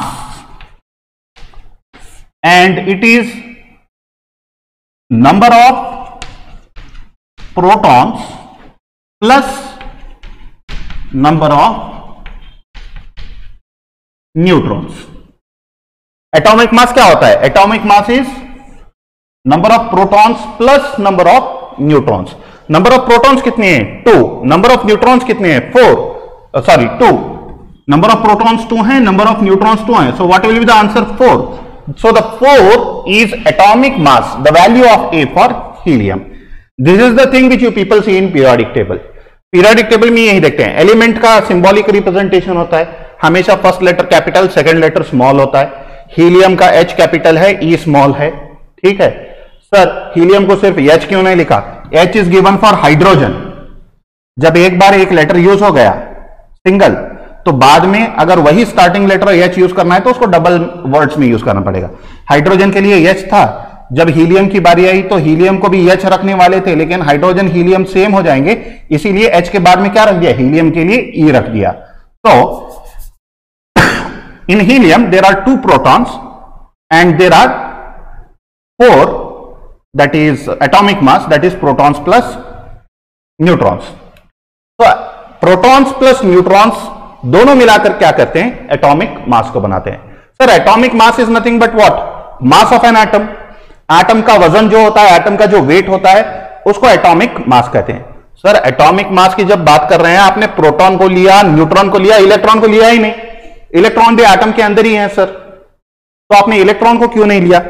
my dear students, electron का case कैसे है? The mass of electron is very very negligible. The mass of electron is very very negligible. आप एक experiment करके देखें घर पर, आपको पता चल जाएगा, या फिर कहीं आप अगर जाएंगे तो करके देखना। एक वेइंग मशीन ले, वजन करने वाली मशीन, किसको? ह्यूमन बींग्स को जो वजन करते हैं वो वेइंग मशीन, यानी कि आपको अपना वजन चेक करना है। You have to check your weight. आप पहले जाकर मशीन पर खड़े हो जाएं एंड चेक योर वेट। अब मैं मशीन पर, मैं कल ही खड़ा होकर आ गया था, my weight was 93 kilos. Okay, initially I was, before Covid I was like pandemic, I was 103 kgs। इस दरमियान में क्या हो गया? पैंडेमिक में शायद डर ज्यादा लगा होगा।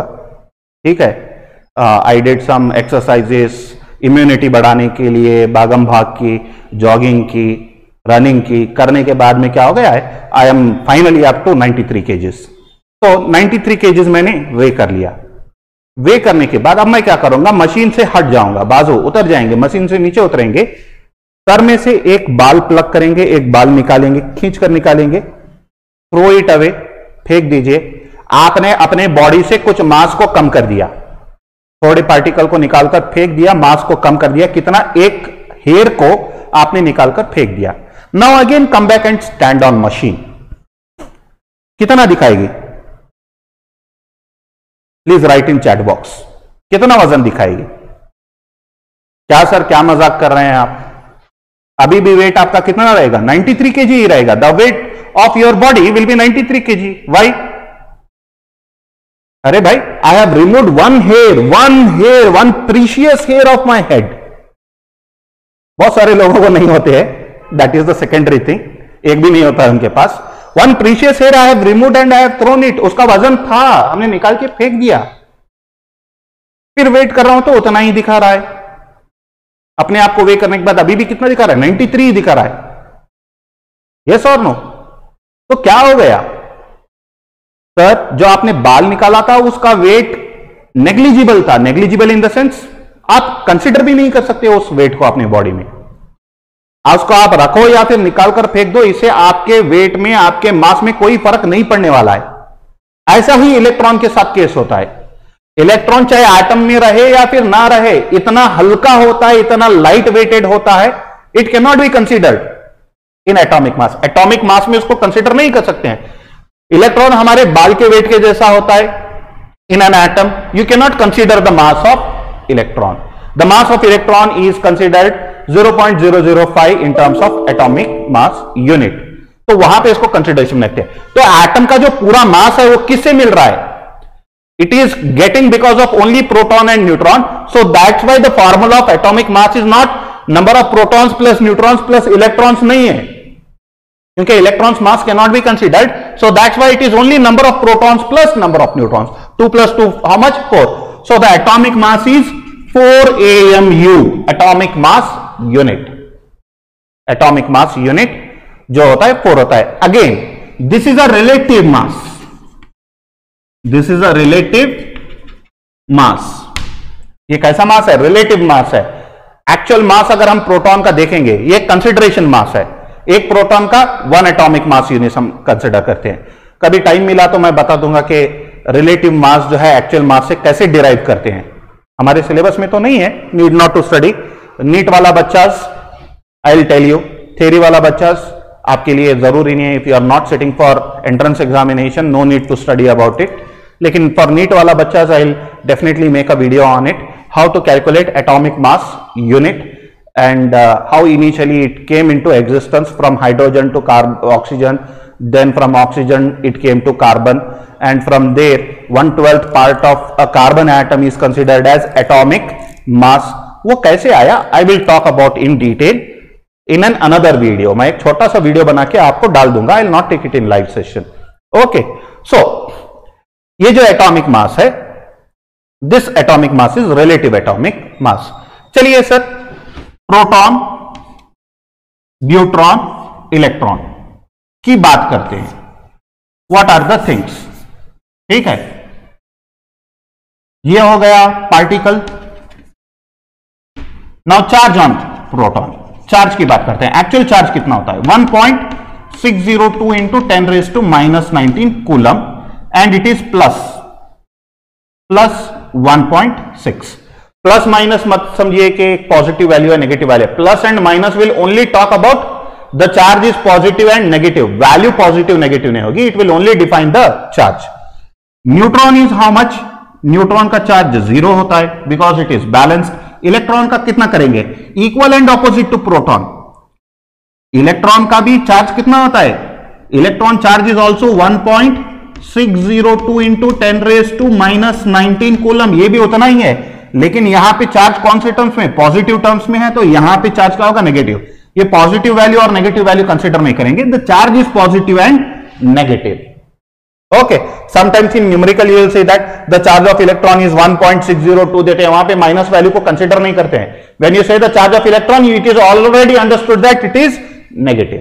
ठीक है, now we people will talk about mass. Electron का मास कितना है? इट इज 9.31 into 10⁻⁻31 kg, जो कि काफी छोटा है। प्रोटॉन का कितना है sir? 1.676 into 10⁻⁻27 kg। How much is the charge mass of neutron? 1.676 into 10⁻⁻27 kg होता है। Okay, so these are the masses and charges actual जो होते हैं वो यहां पे दिए हैं। अच्छा, इनका रिलेटिव क्या होगा? Relative mass and relative charge. Relative charge यहां पे ब्रैकेट में लिख देता हूं। रिलेटिव चार्ज आरसी मतलब रिलेटिव चार्ज इज +1। न्यूट्रॉन के लिए कुछ नहीं रहेगा, 0। इलेक्ट्रॉन के लिए कितना होगा relative charge? -1। And what is the relative mass? 1 for proton, 1 for neutron, electron के लिए 0 हो जाएगा। यहां चार्ज मास, चार्ज न्यूट्रॉन के लिए 0 हो रहा है, यहां पे मास इलेक्ट्रॉन के लिए 0 होगा। ये होगा RM, that is relative mass. Okay, ये वाले टेबल को काफी अच्छे से ध्यान से लिख लें, आपको आगे काम आने वाला है। So this is the charge and this is the mass. How to find the charge, ये हमारे सिलेबस में है, we people will talk about it. Okay, so in today session this is for your convenience. Now we people will come to another point. Sir ये +1 कैसे आया, ये -1 कैसे आया और ये 0 कैसे आ गया? How is the charge, relative charge +1, -1 and 0, ये कैसे कैलकुलेट करते हैं? We people will talk in today session. But before moving to today session, please note down, मैं बता दूं, atomic number is number of proton, atomic mass is number of proton plus neutron, not electron, because the mass of electron is how much? It is 0. Proton कितना है? Relative mass 1, neutron कितना है? 1। Helium में 2 proton है तो 2, 2 neutron है तो 2, 2 + 2 4, that will be atomic mass. What is atomic number? Number of protons कितने हैं? 2, so number atomic number is 2, atomic mass is 4। And how many electrons are there? जितने प्रोटॉन्स होते हैं उतने ही इलेक्ट्रॉन्स एटम में होते हैं, to maintain electrical neutrality of atom. Okay, now what I'll do is, please note down the points. I'll rub this and I'll start with the last point of our today's session. Why proton is +1, why neutron is 0, and why electron is -1.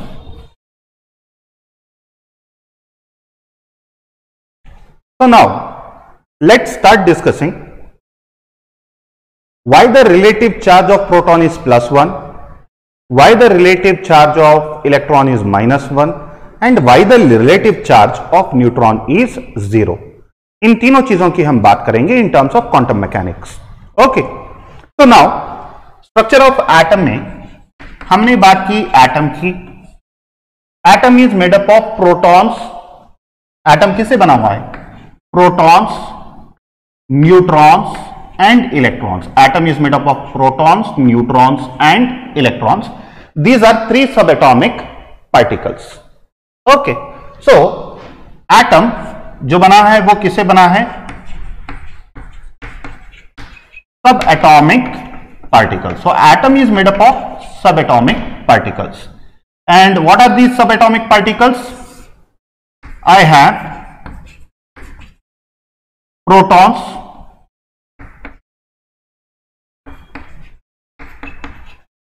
neutrons and electrons. Protons are having a relative mass of relative charge of +1, neutrons is 0 and electrons is -1. Now we need to explain these things only, that is relative charge। हम बात करने वाले हैं relative charge की। Why proton is +1, why neutron is 0 and why electron is -1. So these subatomic particles are also made up of some other particles. हम उनको कहेंगे elementary particles fill वक्त के लिए। This proton is also made up of subprotonic particles. Neutron are also made up of subneutronic particles. Electrons are also made up of subelectronic particles. ये जो बने हुए हैं these 3 things, protons, neutrons and electrons, these are made up of fermions. ये किससे बने हुए हैं? fermions से बने हुए हैं। From where? Fermion. That means protons are made up of fermions, neutrons are made up of fermions and electrons are made up of fermions. Okay, so now when I talk about fermions, जब मैं fermions की बात करूंगा, okay, there are 2 kinds of particles. One are called as fermions and another one are called as bosons. ठीक है? What is difference between fermions and bosons? Fermions are paka particles. Fermions are paka particles. Bosons are the particles which help in joining of fermions. Fermions को जोड़ने का काम कौन करते हैं? Bosons करते हैं। बोसॉन्स मानकर चलते हैं कि फेविक्विक के जैसे होते हैं। दो फर्मियॉन्स को जुड़ाने के लिए हम किसका हेल्प करते हैं? बोसॉन का हेल्प लेते हैं। तो ये वाली चीजों को मैं काफी सिंप्लीफाई करके आपके सामने रख रहा हूं। शायद it is one of the most simplified thing you people will find on YouTube and internet कि होता कैसे है। Now these fermions are basically of 12 types. How many types? 12 types के फर्मियॉन्स होते हैं। There are 12 types of fermions. These 12 types of fermions are categorized into 2 categories. ये जो 12 type fermion के हैं इनको 2 कैटेगरी में डिवाइड करेंगे। One is called as quarks and another one are called as leptons. One is called as quark and another one is called as lepton. Okay, quark होते क्या हैं? Quark they have strong attractive forces. Strong attractive forces. Quarks के पास क्या होते हैं? Strong attractive forces. Leptons के पास जो होते हैं लो अट्रैक्टिव फोर्सेस होते हैं।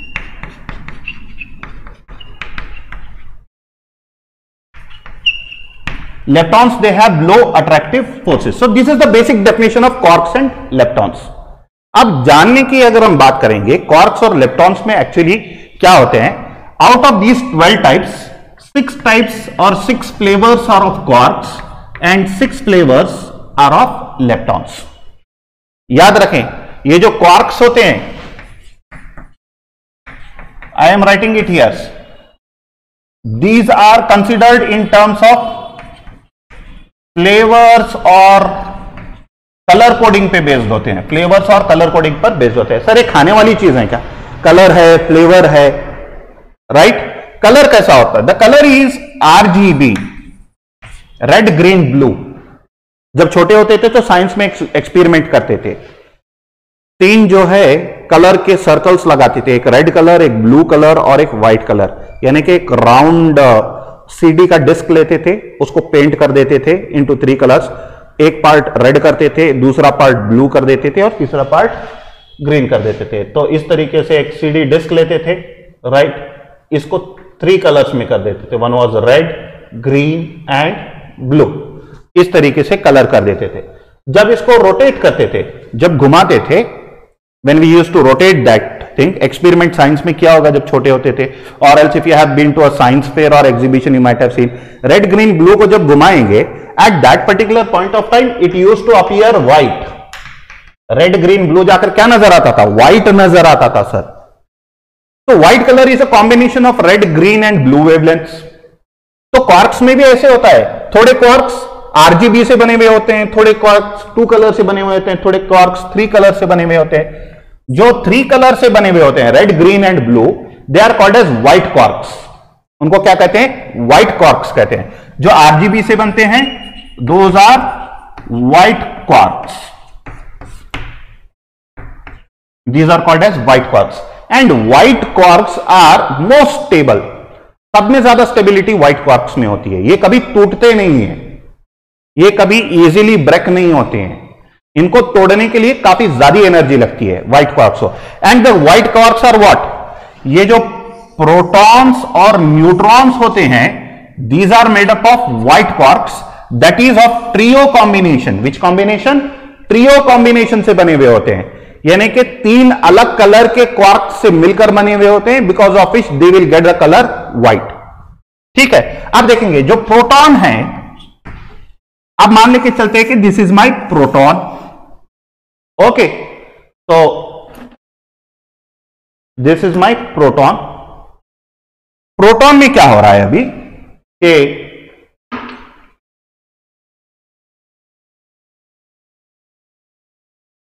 जो क्वार्क्स होते हैं वो किस कलर के होते हैं? 3 कलर्स के होते हैं। I don't know whether you people are seeing it or not.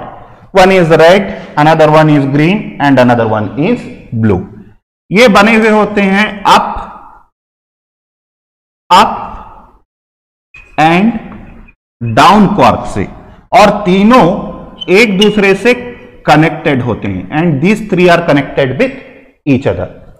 जो इन तीनों को कनेक्ट करता है, it is called as gluons. इनको क्या कहते हैं? ग्लूऑन्स कहते हैं। और ये अप अप और डाउन जो हैं, these are called as quarks. अब देखेंगे डाल्टन भैया ने क्या कहा था। What did Dalton say? Atom can not be divided further. बाद में जे थॉमसन, कैडविक और गोल्डस्टीन ने कह दिया नहीं नहीं, it can be divided into proton, neutron and electron. मान लिया भैया। क्वांटम फिजिक्स आके कहता है, क्वांटम मैकेनिक्स आके क्या कहता है? नहीं नहीं, proton, neutron and electron can also be divided further. पहले इसको फंडामेंटल पार्टिकल समझा, फिर इन तीनों को फंडामेंटल पार्टिकल समझा, उसके बाद में पता चला कि फंडामेंटल पार्टिकल तो कौन है? क्वार्क्स हैं, विच can not be divided further. लेकिन क्वार्क्स भी फंडामेंटल नहीं है, उससे भी एलिमेंट्री पार्टिकल्स अब अवेलेबल है। ठीक है, तो proton is now made up of quarks, atom is made up of proton, neutron and electron. Proton, neutron and electron are made up of what? Quarks. और कौन से क्वार्क्स स्टेबल होते हैं? 3 कॉम्बिनेशन के, यानी कि 1 2 3 क्वार्क्स जो मिलकर बनते हैं, ऑड नंबर के क्वार्क्स जो होते हैं वो स्टेबल होते हैं। इवन नंबर के जो होते हैं, जिनको हम मीजॉन्स कहते हैं, क्या कहते हैं? Mesons. Mesons are made up of 2 quarks, baryons are made up of 3 quarks. तो प्रोटॉन और न्यूट्रॉन किसके कैटेगरी में आते हैं? They come in category of baryons. किसके कैटेगरी में आते हैं? बैरियॉन्स।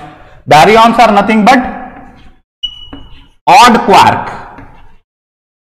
ये कौन सी कैटेगरी में आते हैं? ऑड क्वार्क की कैटेगरी में आते हैं। और जो मीजॉन्स होते हैं, मीजॉन जो होते हैं वो इवन क्वार्क्स होते हैं, इवन क्वार्क्स होते हैं। बेरियॉन्स अगर होंगे, ऑड क्वार्क्स होंगे तो इनका स्पिन भी ऑड होगा। मीजॉन्स अगर इवन क्वार्क्स हैं तो इनका स्पिन भी क्या होगा? इवन ही होगा। तो मीजॉन्स कैसे होंगे? ये एक एग्जांपल मैं ले रहा हूं मीजॉन का। तो ये मीजॉन है, तो इसमें कितने होंगे? सिर्फ 2 क्वार्क होंगे, may be up and down. तो ऐसे क्वार्क स्टेबल नहीं होते हैं, ये टूटकर क्या कर देते हैं? फिर बैरियॉन्स को ही बना देते हैं। जो मीजॉन्स होते हैं ये टूट जाते हैं, अनस्टेबल होते हैं, फिर किसको बना लेते हैं? बैरियॉन्स को ही बना लेते हैं, जो कि स्टेबल होते हैं। तो मीजॉन्स अल्टीमेटली किसमें कन्वर्ट हो रहे हैं? बैरियॉन्स में ही कन्वर्ट हो रहे हैं। Mesons are getting converted into baryons, and baryons are made up of trio, 3 colour combination quarks से बनते हैं, जिनको व्हाइट क्वार्क्स भी कहते हैं, विच आर स्टेबल। और ये व्हाइट क्वार्क्स को कौन ज्वाइन करता है? बोसॉन्स ज्वाइन करते हैं। बोसॉन्स का एक फॉर्म कौन सा है? ग्लूऑन्स। ग्लूऑन्स जो होते हैं इन तीनों के बीच में जो है कनेक्शन प्रोवाइड करते हैं, फेविक्विक के जैसे काम करते हैं। तो क्वार्क्स 6 टाइप की होती हैं। तो मैं लिख देता हूं जो टाइप ऑफ क्वार्क्स हैं। Number 1 is up, down, top, bottom,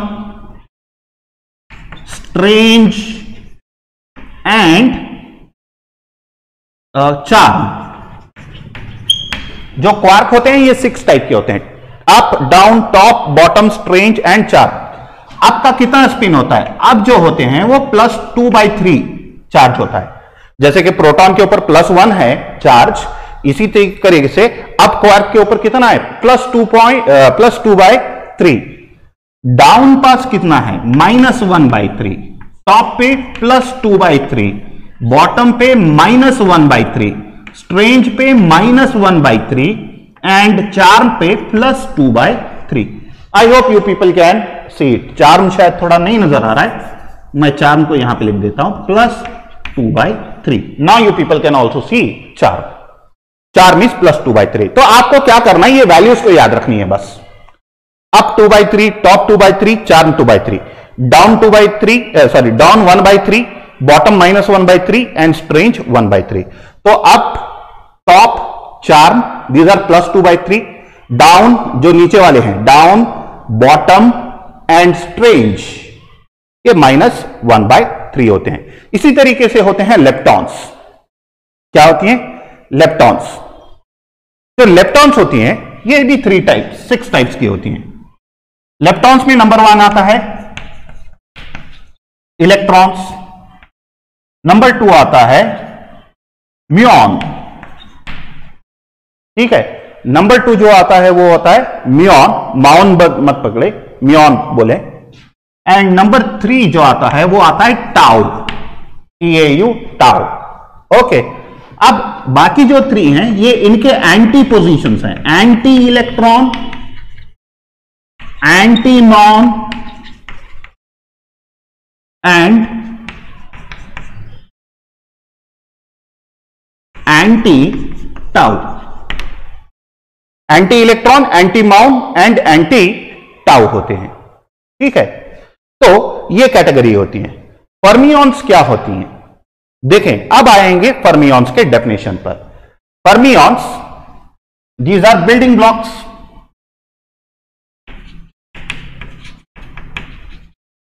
building blocks of atoms. जो एटम्स बनते हैं वो किससे बनते हैं? फर्मियॉन्स से बनते हैं। कैसे? एटम प्रोटॉन, न्यूट्रॉन और इलेक्ट्रॉन से बने हैं। Proton, neutron and electron are made up of quarks and leptons. And what are quarks and leptons? Quarks and leptons are type of fermions, right? अब ये जो fermions होती हैं, these are odd half spin, odd half spins. तो इनका जो charge होता है वो हमेशा ऑड होता है, 2/3, 1/3 इसी तरीके से होते हैं। तो they are called as odd half spin. जो भी ऑड हाफ स्पिन के मॉलिक्यूल्स होते हैं, जैसे कि क्वार्क्स है, लेप्टॉन्स हैं, these are stable. Odd half वाले हमेशा स्टेबल होते हैं। लेकिन जो इवन हाफ वाले हैं, जैसे कि मीजॉन है, मीजॉन इज 1/2। ठीक है, मीजॉन का चार्ज कितना था? +1/2, -1/2। ऐसे जो होते हैं वो अनस्टेबल होते हैं। ऐसे वाले जो होते हैं वो अनस्टेबल होते हैं। यानी कि mesons are not stable but fermions are stable. Getting my point?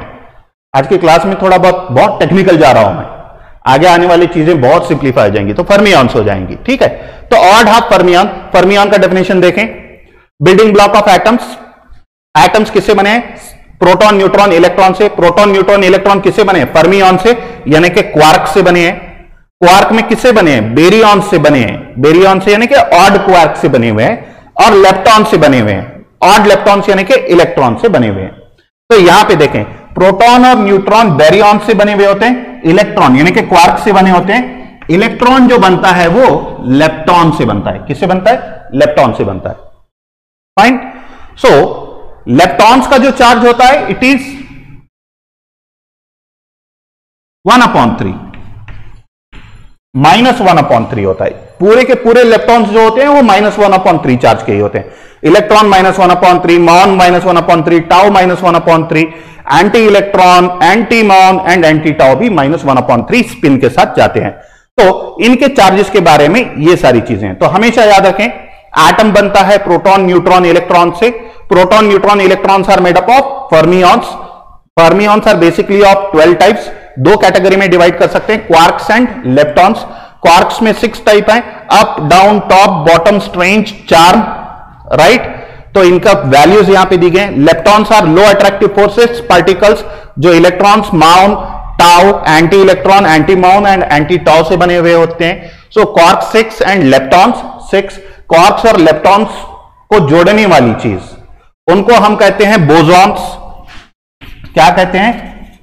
Bosons. Bosons की फैमिली में कौन आते हैं? ग्लूऑन्स आते हैं। ये जो ग्लूऑन्स हैं क्वार्क्स को और लेप्टॉन्स को कनेक्ट करते हैं। ये ग्लूऑन्स जो होते हैं ग्लू के जैसे काम करते हैं, फेविक्विक के जैसे काम करते हैं। Totally there are more than 200 types of such kind of particles. जैसे प्रोटॉन, न्यूट्रॉन, इलेक्ट्रॉन होते हैं, इस टाइप के छोटे छोटे बहुत सारे पार्टिकल्स होते हैं। मोर देन 200 टाइप के पार्टिकल्स हैं। उन सबको पढ़ना जरूरी नहीं है। In all this there is one question still remaining, sir why proton +1, why neutron 0 and why electron -1। अब इसको समझने के लिए ये वाले टेबल का या फिर ये वाले चार्ट का हम इस्तेमाल करेंगे। But before that please note down all these things. Okay, so now I will come to y proton +1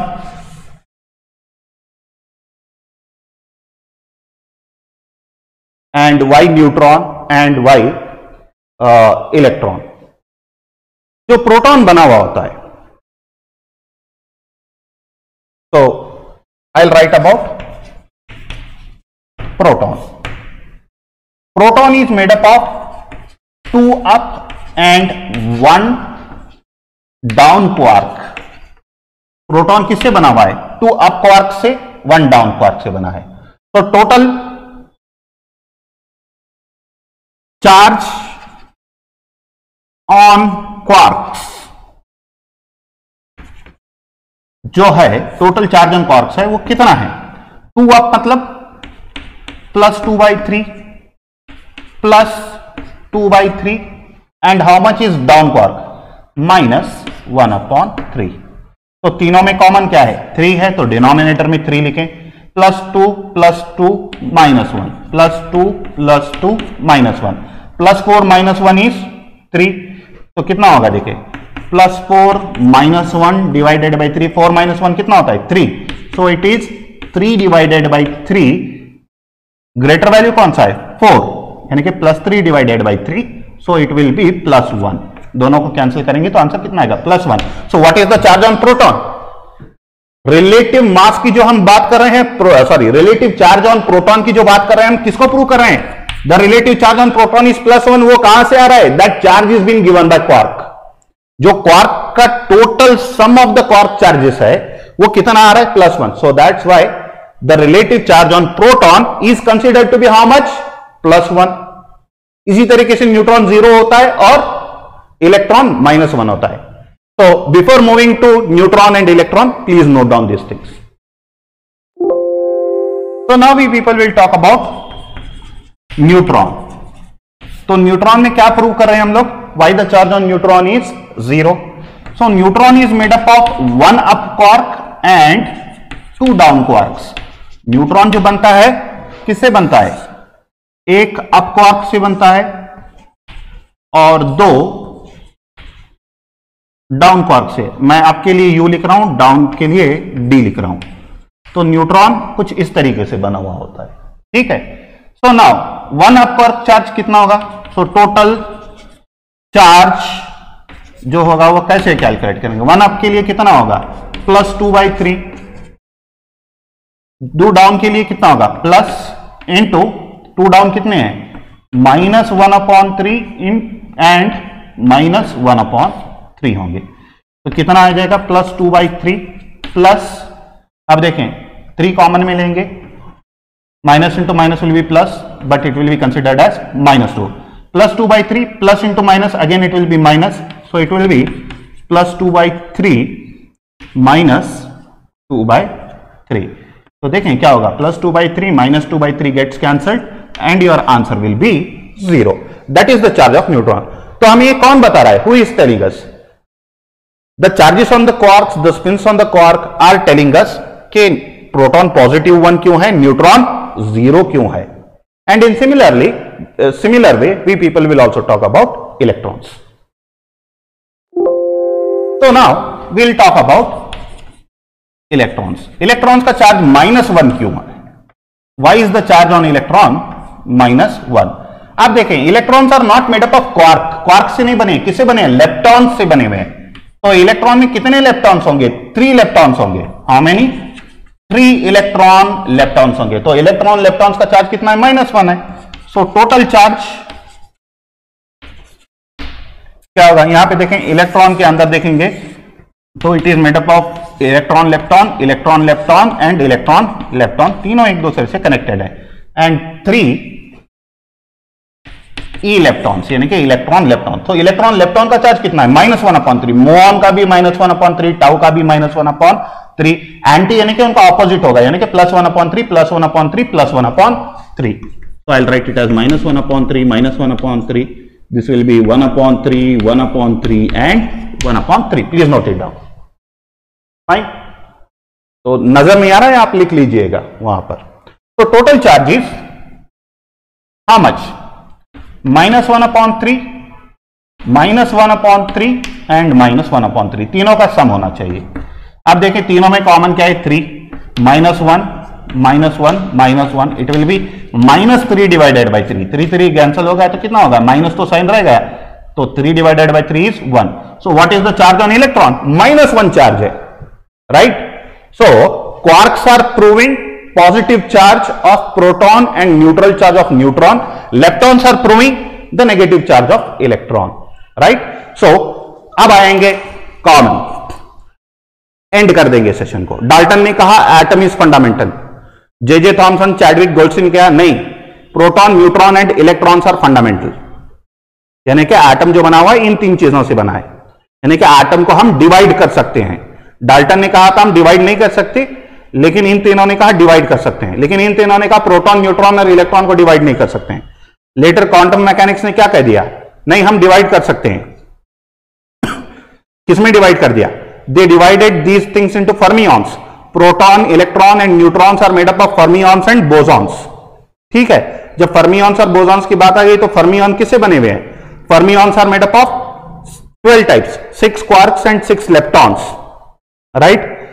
quarks proton में 2 अप होते हैं, 1 डाउन होता है। न्यूट्रॉन में 1 अप होता है, 2 डाउन होते हैं। लेप्टॉन्स जो इलेक्ट्रॉन में होते हैं वो होते हैं 3 इलेक्ट्रॉन लेप्टॉन्स। ओके, तो electrons are made up of leptons, protons और neutrons are made up of up quarks and down quarks. Quarks में 2 जनरेशन होती है, first generation quarks and second generation quarks. First generation में up and down आती है, second generation में आती है top bottom charge and strange. तो इस तरीके से जो है टोटली हमारे पास में पता चल जाता है कि atom is made up of proton, neutron, electron. Proton, neutron, electrons are made up of fermions and bosons. Fermions are made up of quarks and leptons. ठीक है, तो हायरार्की में डाउन द लाइन यहां तक हम लोग आ गए हैं। Fine, so please note down these things. एक लास्ट चीज बाकी है, आपको एक डायग्राम दिखाना है and I will show it and will and up with the session. Okay, तो let us come towards the main thing, the basic elementary particles। किसकी बात कर रहे हैं, एलिमेंट्री पार्टिकल्स की हम बात कर रहे हैं। जैसे कि प्रोटॉन, न्यूट्रॉन और इलेक्ट्रॉन किन किन चीजों से बने हुए हैं, तो उनका एक सिस्टमेटिक मॉडल है, रिप्रेजेंटेशन है, which we people are seeing on our board. मैं इस इमेज के पीछे चला जाता हूं। Okay, fine. तो आप यहां पर देखेंगे, this is my up quark, then this is my charm quark and this is my top quark। ये 3 चीजें आपको नजर आ रही हैं, आ रही है नहीं आ रही, ठीक है। तो या फिर मैं इस तरीके से आके दिखा देता हूं, थोड़ा बहुत क्लैरिटी आपको आ जाएगी। This is my up quark, this is my charm quark and this is my top quark. This is my down quark, this is my strange quark and this is my bottom quark. ये जो blue colour में नजर आ रही हैं, these are quarks. ये क्या है, quarks. ये जो ऊपर के 2 हैं, यहां से लेकर यहां तक 6 क्वार्क्स जो हैं, ये वाले क्वार्क्स की कैटेगरी में आते हैं। किस में आते हैं, क्वार्क्स। आप देखेंगे इनमें 3 जनरेशन है। फर्स्ट जनरेशन में अप एंड डाउन है, सेकंड जनरेशन में 2 हैं, चार्म एंड स्ट्रेंज है। एक्चुअली पहले हम चार्म, स्ट्रेंज, टॉप बॉटम को एक ही कैटेगरी में डालते थे, now it has been divided. Second generation में आते हैं charm and strange and third generation में आती हैं top and bottom. So the most utilized one are up and down, ये काफी ज्यादा स्टेबल होते हैं। उसके बाद आते हैं लेप्टॉन्स। कौन आते हैं, leptons. In leptons we have electron, we have muon and we have tau. ठीक है, अब इसी के एंटी होंगे, anti electron which is called as neutrino, anti muon which is called as muon neutrino and anti tau which is called as tau neutrino. ये हैं leptons. Quarks strong होते हैं, लेप्टॉन्स जो होते हैं वो वीक होते हैं। ओके, एंड फाइनली इस साइड ऑफ द टेबल यहां पर आप देख सकते हैं, ये जो रेड कलर में सीरीज यहां पे नजर आ रही है, जिसके अंदर ग्लूऑन है, फोटॉन है, जेड बोसॉन है और डब्ल्यू बोसॉन है। तो यहां पे डब्ल्यू बोसॉन है और यहां पर जेड बोसॉन है, राइट। तो ये चारों पार्टिकल्स अलॉन्ग विथ हिग्स जो कॉर्नर में है, येलो में है, these are called as scalar bosons. ये क्या काम करते हैं, ये इंटरैक्शन का काम करते हैं या फिर अट्रैक्शन का काम करते हैं, बाइंडिंग का काम करते हैं। ये जो क्वार्क हैं, ये लेप्टॉन हैं, इनको जोड़ने का काम कौन करते हैं, बोसॉन्स करते हैं। ओके, सो बोसॉन्स में अभी हमने एग्जांपल देखा, प्रोटॉन, न्यूट्रॉन और इलेक्ट्रॉन में ग्लूऑन का यूज हुआ था। बाकी दूसरे भी जो पार्टिकल्स हैं उसमें फोटॉन होता है, जेड बोसॉन होता है, डब्ल्यू बोसॉन होता है, हिग्स होता है। जो हमारी यूनिवर्स बनी है ऐसे ही इंटरैक्टिव पार्टिकल से बनी है, जिसको हम कहते हैं हिग्स बोसॉन, यानी कि it is combination of Higgs and boson. Higgs और बोसॉन के कॉम्बिनेशन में ढूंढा गया एक पार्टिकल है जो कि दोनों का हम कह सकते हैं कि हिग्स और बोसॉन ने मिलाकर एक पार्टिकल को ढूंढ निकाला है। Boson is from India only, Bose नाम के एक साइंटिस्ट हैं, उनके कॉम्बिनेशन में उनके नाम पर दिया गया है। So Bose is an Indian scientist. Indians का काफी ज्यादा पार्टिसिपेशन भी रहा है in discovery of atom. So it's a very proudest feeling for us के Indians are also at atomic level. Okay, तो हिग्स बोसॉन जो होता है वो गॉड पार्टिकल होता है which is been responsible for creation of universe, ऐसे माना जा रहा है। Okay, so now it is your responsibility, इन सभी चीजों को लिख ले। इसका एक इमेज मैं आपको व्हाट्सअप कर दूंगा फॉर द बेटर क्लैरिटी। आप वहां से इनका चार्ज नोट कर सकते हो, आप इनका स्पिन नोट कर सकते हो, ठीक है। And then we people have mass also, इनका मास भी आप नोट डाउन कर सकते हो। Fine. So dear students, I hope that today's lecture was very technical, काफी ज्यादा कुछ सीखने को एटम के बारे में मिल गया। आई थिंक अगर आप मेरा ये एक लेक्चर देख लेंगे तो आपका नीट का, जेईई का, एटम के रिलेटेड प्रिपरेशन पूरा का पूरा खत्म हो जाएगा। हाँ, थियरीज नहीं है, बट थियरीज को भी कहीं ना कहीं मैं एक सेशन में कंसोलिडेट करने की कोशिश करूंगा। And I hope that this is one of the most beneficial sessions you might have ever heard upon structure of atom. आज थोड़ा हंसी मजाक कम था और कंटेंट ज्यादा था, but still I hope that I have kept it in very simplified manner for you people. This is Nadeem sir signing off from lecture number 2, structure of atoms. Till my next lecture, keep enjoying chemistry, keep learning chemistry. Tata, bye bye, see you in my next session. Thank you.